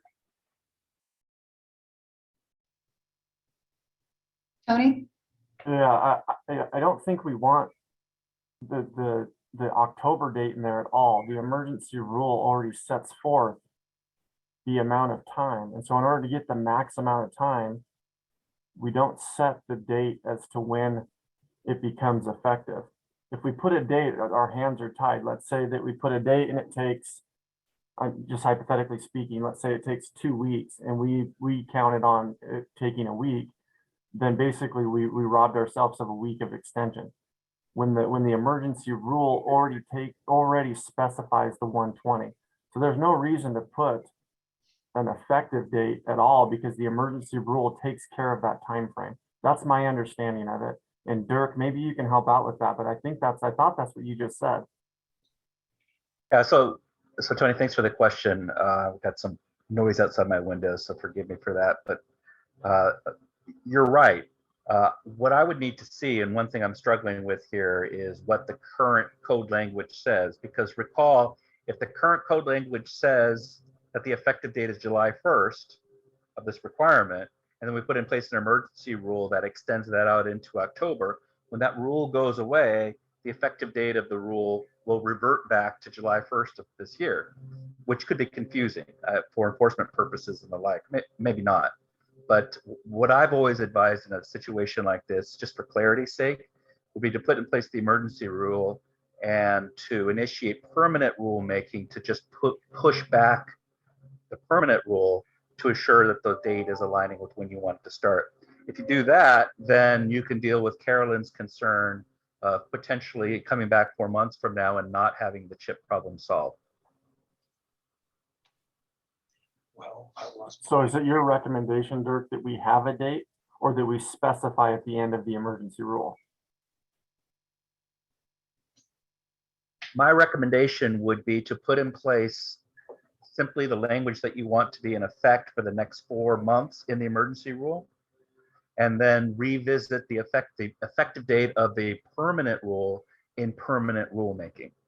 So what does that look like? File a CR 101, do a 102, do a 103. The good news with that is if you do that, you can piggyback and extend the emergency rule into another up to 4 month period if you're engaged in rulemaking during the pendency of the emergency rule. If you haven't initiated permanent rulemaking during that 4 month period of time, then the emergency rule lapses and you would have to, you couldn't have it another one in tandem under the APA. So, Understood. so to that discussion, it seems like if we just eliminated item 5 and the exception, that is what the emergency rule would want to do, right? My view is that that's the easiest way to deal with this challenge. Or we could just leave 5 in there and just put the exception as fireplaces, but why not just take it off of there? Would that be too confusing if we just eliminated that? It doesn't pertain to fireplaces. So it could be confusing to a reader. And so my recommendation would be that the emergency rule explain exactly what it's doing. Now recall, if somebody goes to the code, this won't appear in the code. Emergency rules aren't codified. They just live out there separately. So there would need to be some clarification in the rulemaking process. And I would recommend on the agency website that indicates that this is in effect and when the permanent rule will change. It seems like if this rule just had a strikeout through the fireplaces and through the exception, then it would be clear that this is normally part of the code, but during this 120-day period, it is not part of the code. That just seems like that would be clearer, rather than just eliminating it, having a strikeout through it as the emergency rule. So you're suggesting, Tell, is that we do strike number 5 out altogether or leave that exception in? I'm not sure what your last statement. Yeah, I think we would have to strike the exception because you can't have an exception if the exception applies to number 5, and if 5 doesn't exist in the code, then you can't have an exception to it. Yeah, just take that out in the emergency rule, and that would be, yeah, because it's a standalone, like Derek said, it's a standalone rule. It's not actually part of the code yet. So you go to the emergency rule, it's struck out, it doesn't exist there. 120 days, we readdress this. Sounds good to me. And this is, we're putting in an emergency rule that will go through the process. Does the emergency rule need to have a public hearing? Or are we just going to do this? I mean, I know this section, and forgive me, Carolyn, I'm not trying to go against you here, but this section had significant debate and took up a significant amount of public comment during the code hearings for us. And now we're going to change this effectively just with one person coming in, and that's an industry representative saying this is a problem. We understand there are some problems across the board for supply chains, but we're not giving exceptions to all those other folks either. I have some concerns. It becomes a regulatory nightmare when you start putting in different effective dates for different requirements of the codes. We really try to push back against that. I know the energy code does that on a regular basis, but overall, we try not to do that because then historically it's like, what did you fall under this code? Was it this certain date, that certain date? I really have concerns of the process on this, and we are carving out an exception for one industry on the testimony of one industry representative, and I don't think that's a public transparency that we should, I think it's very limited in our public transparency, and I think we should have some concerns with that. I'm not opposed to delaying this to some extent, but I would like to know the process of how we're going to go through this emergency rule. If we just vote on it today, I think that is taking away the public process on additional public input. So Micah, the emergency rule, we can pass that as a council. It doesn't have to go to public hearing. Now, if we move it on to permanent rulemaking, we would have to go through the process, public hearings. But the emergency rule is intended to address issues that are on emergency basis interpreted by the council to be an emergency. That's why we have that in there, and that's why it's limited to 120 days. This is Carolyn, if I can speak also. Yes. This just for Micah, this wasn't the part that was controversial. I think where we've always agreed to eliminating continuously burning pilot lights, and where we discussed it with the code was, what are on-demand, intermittent, and interrupted ignition, so that at least there was some way to have a pilot light that could stay on for a couple, for a period of time if someone was continually reusing it, like during a cold snap, just because of issues with reigniting the pilot light every time. So that it was the technology we discussed there. The bigger, more controversial was on the appliance efficiency, which we're not changing at all. But that would be, in my estimation, just working on rules, another reason to do, as Dirk said, a CR 101 to discuss this further, which would allow some of the other groups that care about this to know that there is further discussion on this. It's not a closed-end deal type of thing, but also that's why we're asking for an emergency. So there is an end date to it as well.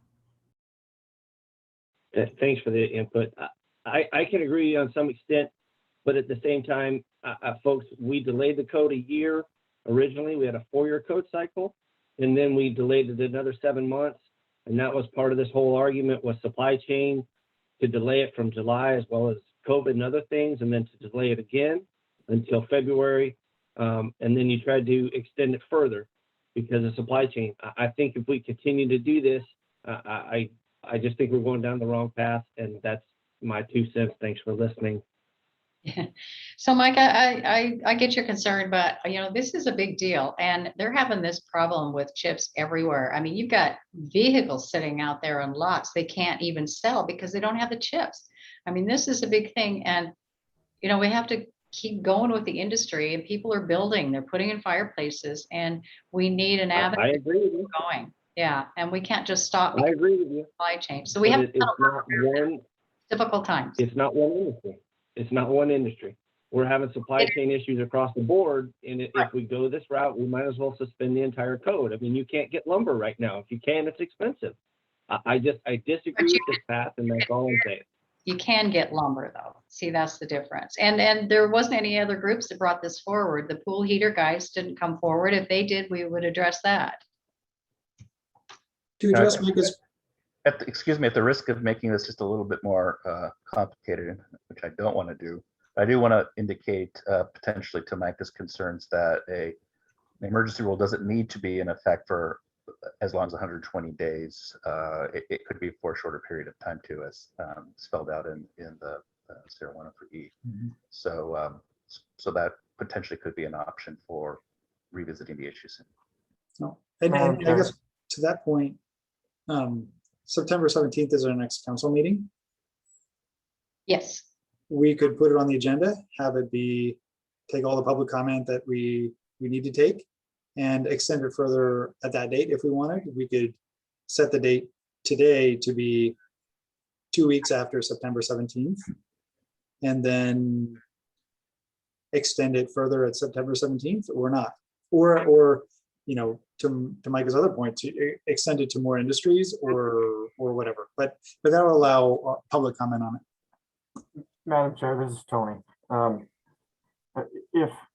Are we able to suspend an emergency rule before it expires? Like in September, would we be able to revisit this and say, let's put this back into effect because our issue is resolved? Yeah, it's an excellent question. The answer is yes. Okay, perfect. That might be a better option here than piggybacking. So let's leave it as is, put it on the agenda for September.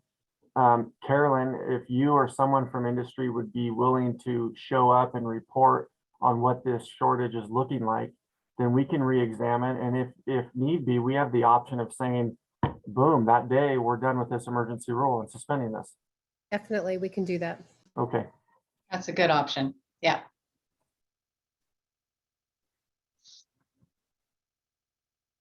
Okay, any other discussion on this? Are we ready to vote? I need would, a motion one way or the other.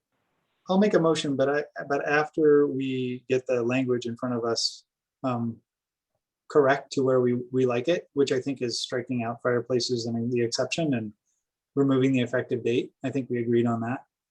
So I just would like what we see in front of us to be what we're voting on. Okay. So would you include that in your, did you say you're making a motion? I would like to, but I'd like to see, I'd like to So, make sure that we're all agreeing on the same thing that we're seeing. okay. Well, why don't you put that in your motion and we'll go from there. Okay, I make a motion that we enter into emergency rulemaking with what we see in front of us, with the addition of a strikeout of number 5 fireplaces and a strikeout of the exception for number 5 fireplaces. This is Micah. I will second that motion. And I guess I should also say for 120 days. Added onto the motion. Okay, we have a motion and a second. Any other discussion? Yeah, this is Tony. Just real quick, in the paragraph, they mention October 16th, or as long as the emergency rule can be put in place. Do we just want to strike the October 16th in that paragraph too, just to be consistent? That would be an amendment to the motion, Shell. You see what I'm saying? And or in the second paragraph on the top, they just mentioned the date again. So to be consistent, we would just. Yeah, I don't. Oh, yeah. That's the proposal that's made by the by industry here. So I don't think that there's a need to strike anything in that language. So okay. All right. Understood. All right. And I guess I wanted to say one other thing, just for members to keep in mind, the 120 days doesn't start unless you want it to. It wouldn't start running as of today. It would be as of the date of the filing of the form, which is called a 103E, which could be as early as Monday or potentially later next week. Great. Okay. Diane, this is Ray, might add something to, we've been posting these on the Gov delivery, so the public will get notice that this is when we've started adding our emergency rules to our Gov delivery notifications. Okay. The word does get out. Okay, great. Wonderful. Yeah, so people will know. All right, so I'm going to. Jay, one other question. Oh, yeah, go ahead. I like the part of the discussion where we actually formally add this to the September meeting so that we can get public comment moving forward. Is that necessary as a separate motion, or can staff just take that direction given the council's discussion? Yeah, we'll just put it on the agenda. Okay. We don't have Thank you. that. Yes, I'll make sure it gets on the motion on the agenda. Okay, I think we'll take a roll call vote just to be clear. Do we have a second for that motion? Yes, we do. Yeah. Actually, it's from Micah. Okay, go ahead. Andrew, Yes. Jay, Yes. Jim, Aye. Tony, Yes. Chell, Aye. Phil, Aye. Corey, Yes. Rob Hamlin, Yes. Carolyn, Yes. Micah, Yes. and I don't think Todd's here. Okay. So approved. Okay, we had 10 yeses and the motion carries. So this will be filed as an emergency rule at the first opportunity.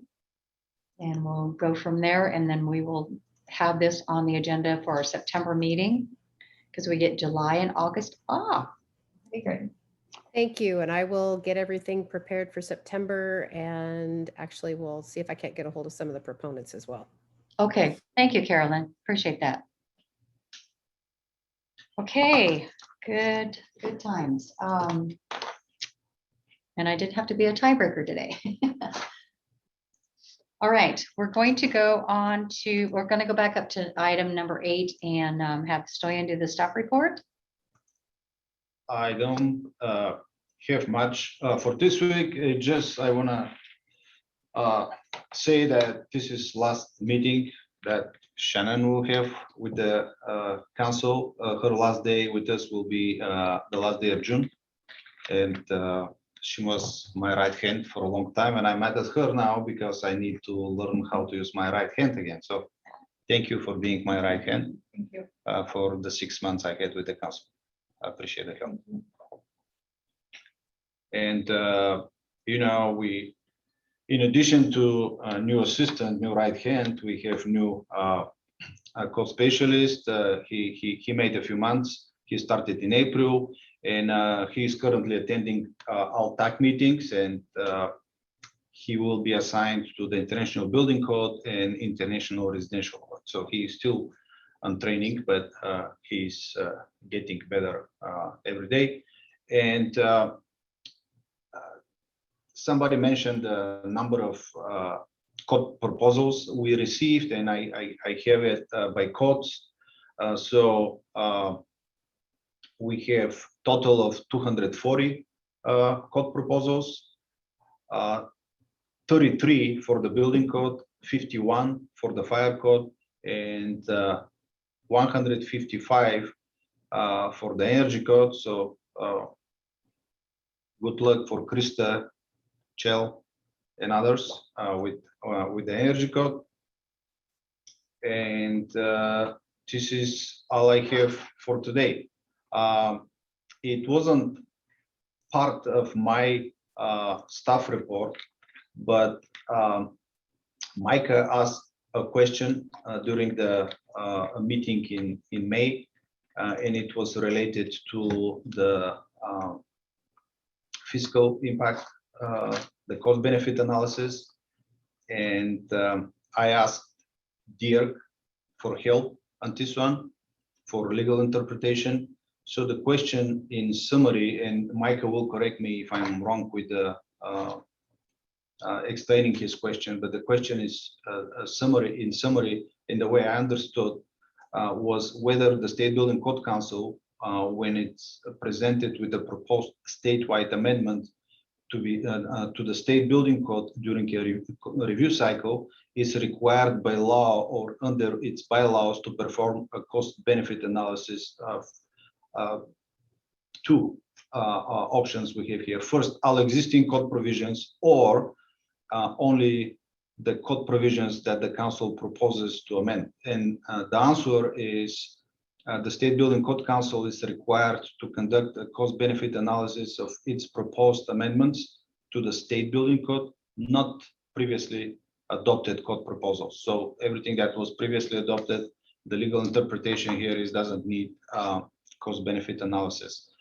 So if the council wants to revise the bylaws for clarity, the staff can be directed and can do that. The legal standpoint, legally, we don't need to do that. So I don't know, Micah, if you will accept this answer or not, but this is what I can provide at this moment. No, that's a great answer. I appreciate it. And that was just a verification. So when you're talking about revising the bylaws, would we revise the bylaws to represent that legal interpretation? Would that be the best path forward? Well, based on what I'm getting from Dirk, and Dirk is here, so he can correct me if I'm paraphrasing correctly. He sent me a long explanation, and I didn't read everything from it. I just did the summary, but we don't need to amend the bylaws currently because they align with the requirements in the Administrative Procedure Act. This is how I understand his interpretation explanation. Yes, Stoyan, if you don't mind me jumping in, I'm disappointed to read everything because it was really good. I think the bylaws wouldn't need to be changed if the council wants to continue to only do or have a cost benefit analysis performed for proposed changes to the code. Of course, from a policy perspective or operational perspective, the council might want to do more than that. They might want to have more aggressive cost benefit analyses of existing code. And that's fair. And the bylaws could be changed to reflect that. That's just not legally required.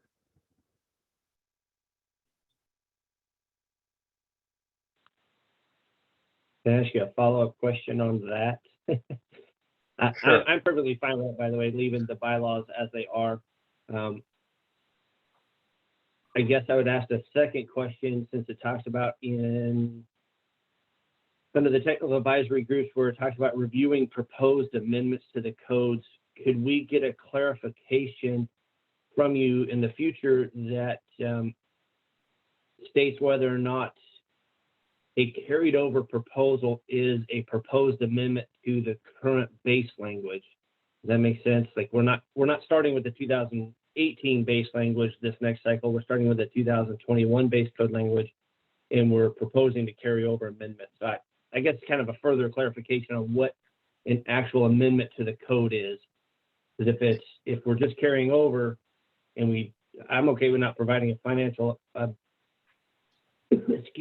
study on that, but is that carryover still a proposed amendment to the code, to the base code language? That's a good question, Micah. And the analysis that I provided to Stoy, and I touched on that, in my view would be that would not be a proposed amendment to the code. Proposed amendment ultimately would be adopted through rulemaking, which would be either entirely new language, a new standalone rule, an amendment, or doing away with current language, repealing language. All of that means that it's new language or new iterations of the language, changes to the language, not the previous language. So my understanding would be, or my interpretation would be, that carrying forward previously adopted language would not be an amendment to the code. Okay, I appreciate that. I'll go with your legal decision on this, even if I don't 100% agree. Also, I love it when people disagree with me, because I can be wrong about stuff. And if we want to continue to have conversations about it and better understand your thinking, we'd be delighted to do that. Excellent. And I'm not the end all be all. And this is definitely an education for me too. So I appreciate your legal interpretation. I have no problem not doing the financial documents on any proposed changes. I know that from a technical code standpoint of what we do through all the different code cycles, even through the state and national levels and even our local levels, to do that for Seattle, that if you're starting with the base code language, even if you're carrying an amendment forward, it is an amendment that you have to get approval on legally. And I think that the Building Code Council does vote on those amendments that the TAG recommends carrying forward. And we probably have to go back to some previous meetings and verify that. So that's kind of my question is if we're voting on that as a board, that is an amendment to the current code, even if it's a carried forward amendment. What you're saying though is technically that's not a legal amendment. It's kind of what I'm hearing. And yeah. So before this gets too off track and I start identifying different options, I would want to see some examples of specifically of what you're talking about, and then we can sure. Because when we adopt the codes, we adopt the Washington State amendments, but we're adopting the whole code. So they're not really, they're amendments, but they're part of the code now. So we're moving the full. So we're talking about the 2018, adopting the 2018, we're adopting the whole code with the amendments. Exactly. Were you talking to me, Diane? I get that. I understand. I guess the question to me that you seem to be asking, Micah, is the base code that needs no financial justification the prior Washington State code version of the code, or is the prior one that needs no justification for amendments the International Building Code Council code? International Code Council That's code. kind of what I'm going for, I think. Yeah, And and so Micah, when I read WAC 5104-020, it's clear, and it's not, doesn't say anything about cost benefit analysis, but it's clear that it's under 2C subsections 1, 2, and 3. It says significant changes contained in the new model codes from the prior model codes. The existing state amendments to prior model codes that are proposed to be modified or eliminated, but it doesn't say anything about being kept within the code. And number 3, all committee proposed amendments to the new model codes. The reports shall be posted on the council website. So that lists almost everything except for those pieces of the code that are carried forward from the prior code. So Yeah, I'd add to that, Kel, that the actual adoption of the code comes from the legislature. So by statute, the code is adopted, and then the council's responsibility is to identify changes or revisions to that. So that's by operation of law, the code carries forward because the legislature is directed for it to carry forward.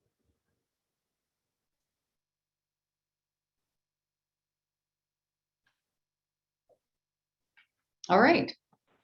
Yeah, thanks. I definitely would like to maybe take this offline, and if you wouldn't mind, I'll pass some emails to Stoyan on those examples of, like I said, we're just carrying something forward that technically, even carrying it forward, would modify the new base code language. And as Kel mentioned in those sections, it's not real clear. So definitely something maybe we can fix and repair, but it's not major. I don't think it's seriously broken. It's just that we've had some questions and want to make sure that we're following the RCWs and our bylaws and everything else, WAC rules, whatever we got to do to make sure we're providing the public what we need to provide them. So thanks for the feedback. I appreciate it. And I will send Stoyan some emails. Thanks. Thank you. Happy to help. And what you see on the screen is a kind of transition between what we were talking until now and my next statement.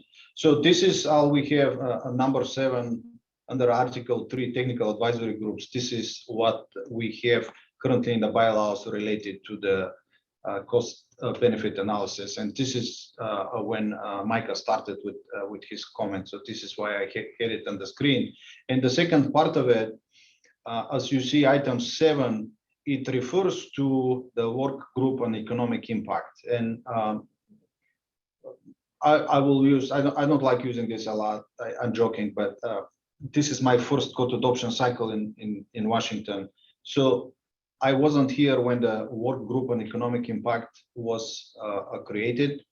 And when it was adopted in the bylaws, I saw in 2015, there was a report from this work group on economic impact, and I didn't see anything for 2018. And my question for the council here is, should we follow the bylaws and use this work group on economic impact for the cost benefit analysis, or we don't want to do that? I will ask for a direction at the September meeting, because it appears we may have some issues specifically with the energy code, and Krista was expecting a little bit with the residential code.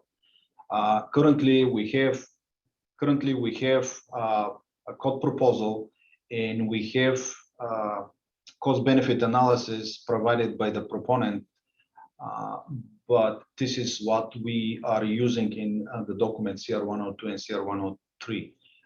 For the rest of the code, it doesn't specify we need a third party to do the cost benefit analysis. For the energy code, we need a contract with a third party.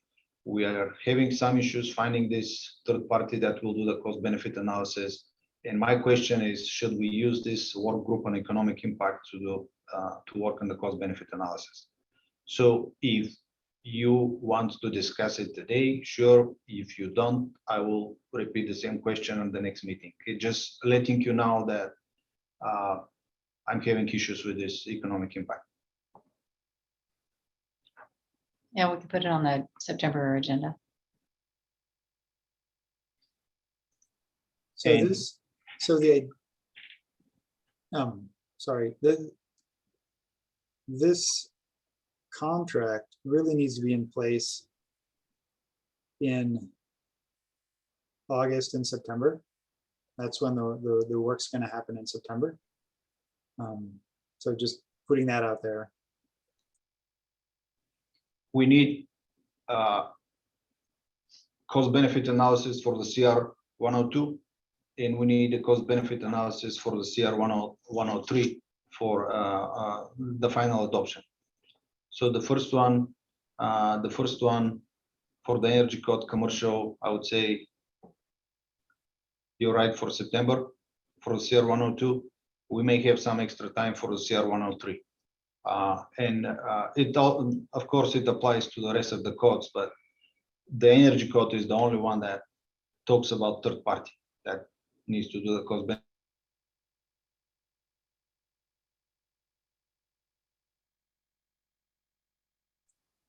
So I think waiting till September to talk about this would be not the right move.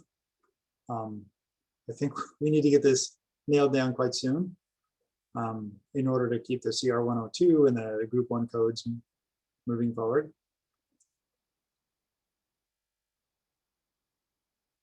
So I guess this is the first I'm seeing of this. So this would, the work group, which would include me, would look at the proposed, what the proponents said for cost and benefit. All right, I'm back. Okay, before we adjourn, I just wanted to give my thoughts. I'm going to miss Shannon. She is my techie person and gets me all set up and provides me with all my documents that I need to run the meeting. And Stoyan and I are going to wing it through, and we do have Krista and Ray still, but we're going to miss Shannon. So good luck to her, and I'm going to miss her personally too. So. All right, if there's nothing else, I'll take a motion to adjourn. They can't hear us. I think something happened. Something happened. Jill was talking. Did I We unmute? can hear you. You Yeah, just I'm unmuted. Maybe Can you I can try? off for a couple months or a couple. Can you guys hear us? Couple minutes. You can see me. Yeah, we Hang can on. hear you. Just, oh, okay. Oh, there we are. Okay. Heard any of that. Okay, so we're switching over. Shannon's computer is saying goodbye to her. So, so I need a motion to adjourn. Time out. We were moved, Diane. discussing something else. Yeah. Diane, can you hear us? Kind of. Oh, okay. Right, what's going on? Okay, can you guys try again? What's, We had some issues with the equipment here. Okay, so there's other business before we adjourn? Yeah, we're still talking. We're still discussing something. Shell was in the middle of a sentence discussing the economic impact group. Okay, sorry, well, we lost the connection for a little yeah. bit. Something happened here. Okay, so Shell, go ahead. Yeah, so could you bring back up whatever was on the screen before? Well, I don't think we can because their computer crashed. Oh, no. Yeah, let me try. I think I can find it if it's in the folder. So I think, It's under the staff report in the folder, document number 2.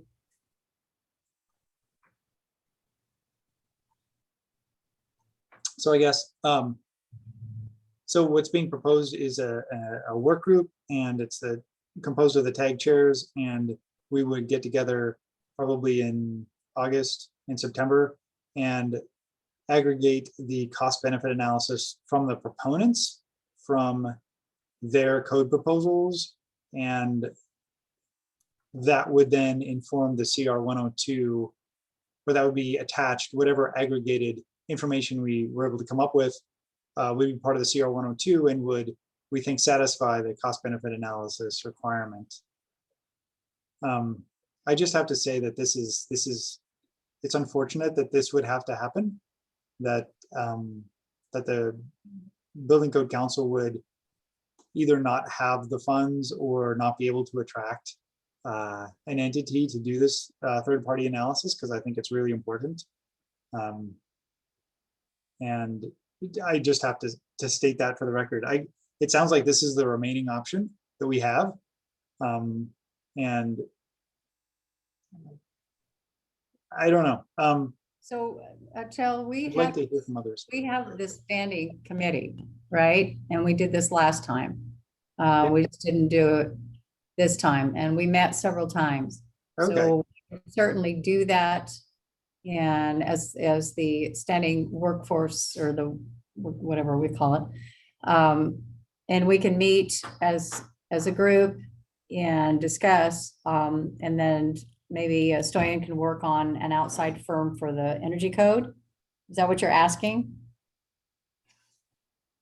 I didn't say we don't have the funding. I said Okay. we're giving hard time to attract somebody. Okay.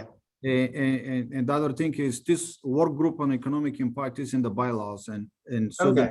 the energy code is, we're looking for a third party to do the cost benefit analysis. Okay. We're still working on it. We're having a hard time, but we're working on it. My question was what we're going to do with this work group on economic impact. Should we use this group for 2021, or we don't want to use this group? Again, I found a report for 2015 for the energy code from this group. I didn't find anything for 2018 codes. I guess this group wasn't used. No, we didn't have it. I don't remember. Yeah, I was tag chair for the residential in 2018, and I don't remember this group getting together. So it's kind of a pleasant surprise that I'll be doing this in August. Well, if we meet in August, I'll set up the dates as chair. And we'll I think we'll have a couple of meetings for this. And then we'll work on the outside for the energy code. Because it's comprised of the tags for each committee. Mhm. Yeah. And is this so this covers all of the codes we're considering under group one then? Yes. Okay. Okay. This is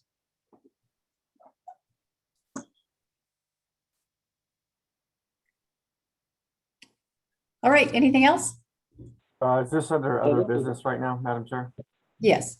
Okay, I do have a couple of things to bring up, but one concern I do have right now is that we don't have a BFP set up for July, and I'm concerned with the volume of the proposals that the fire tag alone has pushed forward to the BFP. That if we push this off until later, that's just going to be a very challenging meeting to get through everything.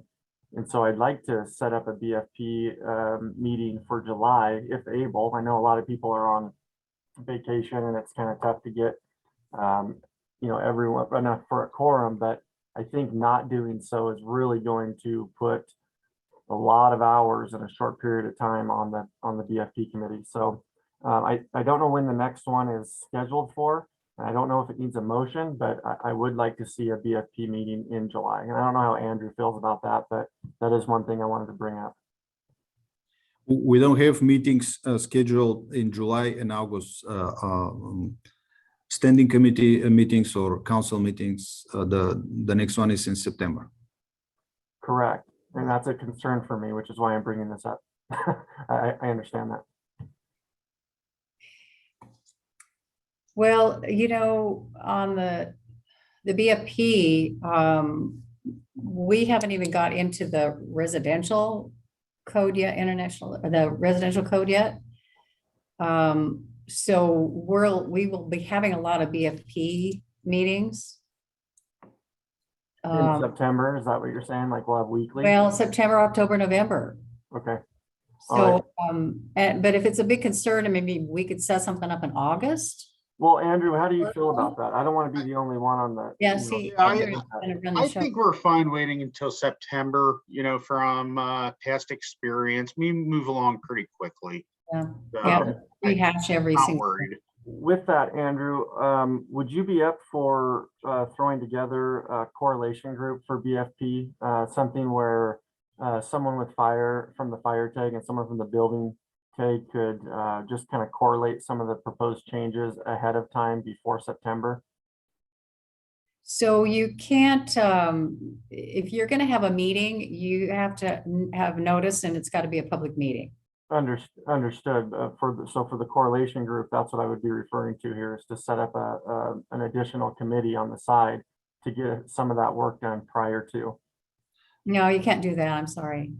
Are you talking about technical advisory groups, the building code and the fire code, or you're talking about the standing committee?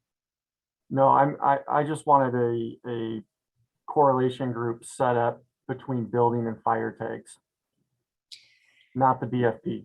Okay, so the BFP is a standing committee, and if you set up a meeting for the BFP, it has to have notice, and it has to be an open meeting. I'm not talking about BFP. I'm talking about a correlation group between the fire tag and the building tag. We intentionally made the meetings every other week, so we have 1 week building, 1 week fire, and I don't think it will be a problem if a few members of each group attend the other group. Is it Right. something that you would be okay with? We'll see how that works, and we can rediscuss it at a later date. Okay. That's all I have. With the And Tony, technical. I'm really picky about this because we just have to be very careful about our meetings. And if you get a group of council members, it has to be a public meeting. So I'm just really touchy about that, making sure that we don't have any meetings and somebody comes back and says, hey, I wasn't invited to this, or I didn't know about this meeting. So Understood. just have to be really careful about that. Understood. Tony, Thank you. And Tony, I think we'll be okay just at our tag meetings. You know, we're both very fortunate. We've got a great group of people that know building and fire codes pretty well. So, Agreed. Thank you, Andrew. Yep. I agree with both of you, but I'm going to tag on with Tony here. We had some issues in the last code cycle where correlation was not completed between the fire code and building code in specific sections. So they state completely different items. I think what Tony is requesting is an ad hoc committee on correlation between, and if you want to do that through the tag, then okay, we can do a tag meeting, but it should be specific for correlation between specific chapters of the fire code and the building code, not just to discuss proposals, but actually to correlate code language in exact sections. I think that's what you're getting at, Tony. Is that not correct? No, that's correct, Micah. I'm not too concerned about going over specific proposals. I would like to go over the list of references, and because I want to make sure that we get our references correct and the details. And that way, once it does get published, we're not going back with changes because of a section's misrepresented. And so that's really what I wanted to do. But I'll tell you what, let me do this, and that way I can take some of the work off of this discussion, and we can get through this part. What I'll do is I'll go back and I'll figure out all of the references, and at our next tag, I'll bring that up. And if we can have a representative from the building tag at our meeting, that would be great. And we can just revisit it at that point. So. Okay. Yeah, I'll make sure I join that. Yeah, that's the way you should do it. And then they can take it back to their tag and coordinate it that way. Okay, sounds good. Thank you so much, everyone. Appreciate it. Okay. I have one last item before we close out. I just wanted to congratulate our fellow board member, Andrew Klein, for getting appointed as a consumer representative to the Commercial Energy Code Standards Committee for ICC. So congratulations, Andrew. Oh, thank you, Micah. Congrats, Andrew. Way to go. Yep. Thank you. Because you don't have enough to do, right? Well, hey, I was supposed to sit on the code development committee next year before it got turned into a standard. So they just rolled me into the new standard. All right. Well, good for you. Okay. Any other business?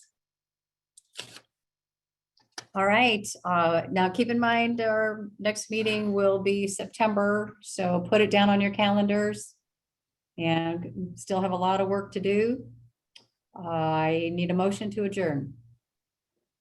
So moved. So moved. Second. All right, motion and second. Anything else? All right, thank you, everyone. We are adjourned. Thank you. Good day. Thanks. Thank you. You.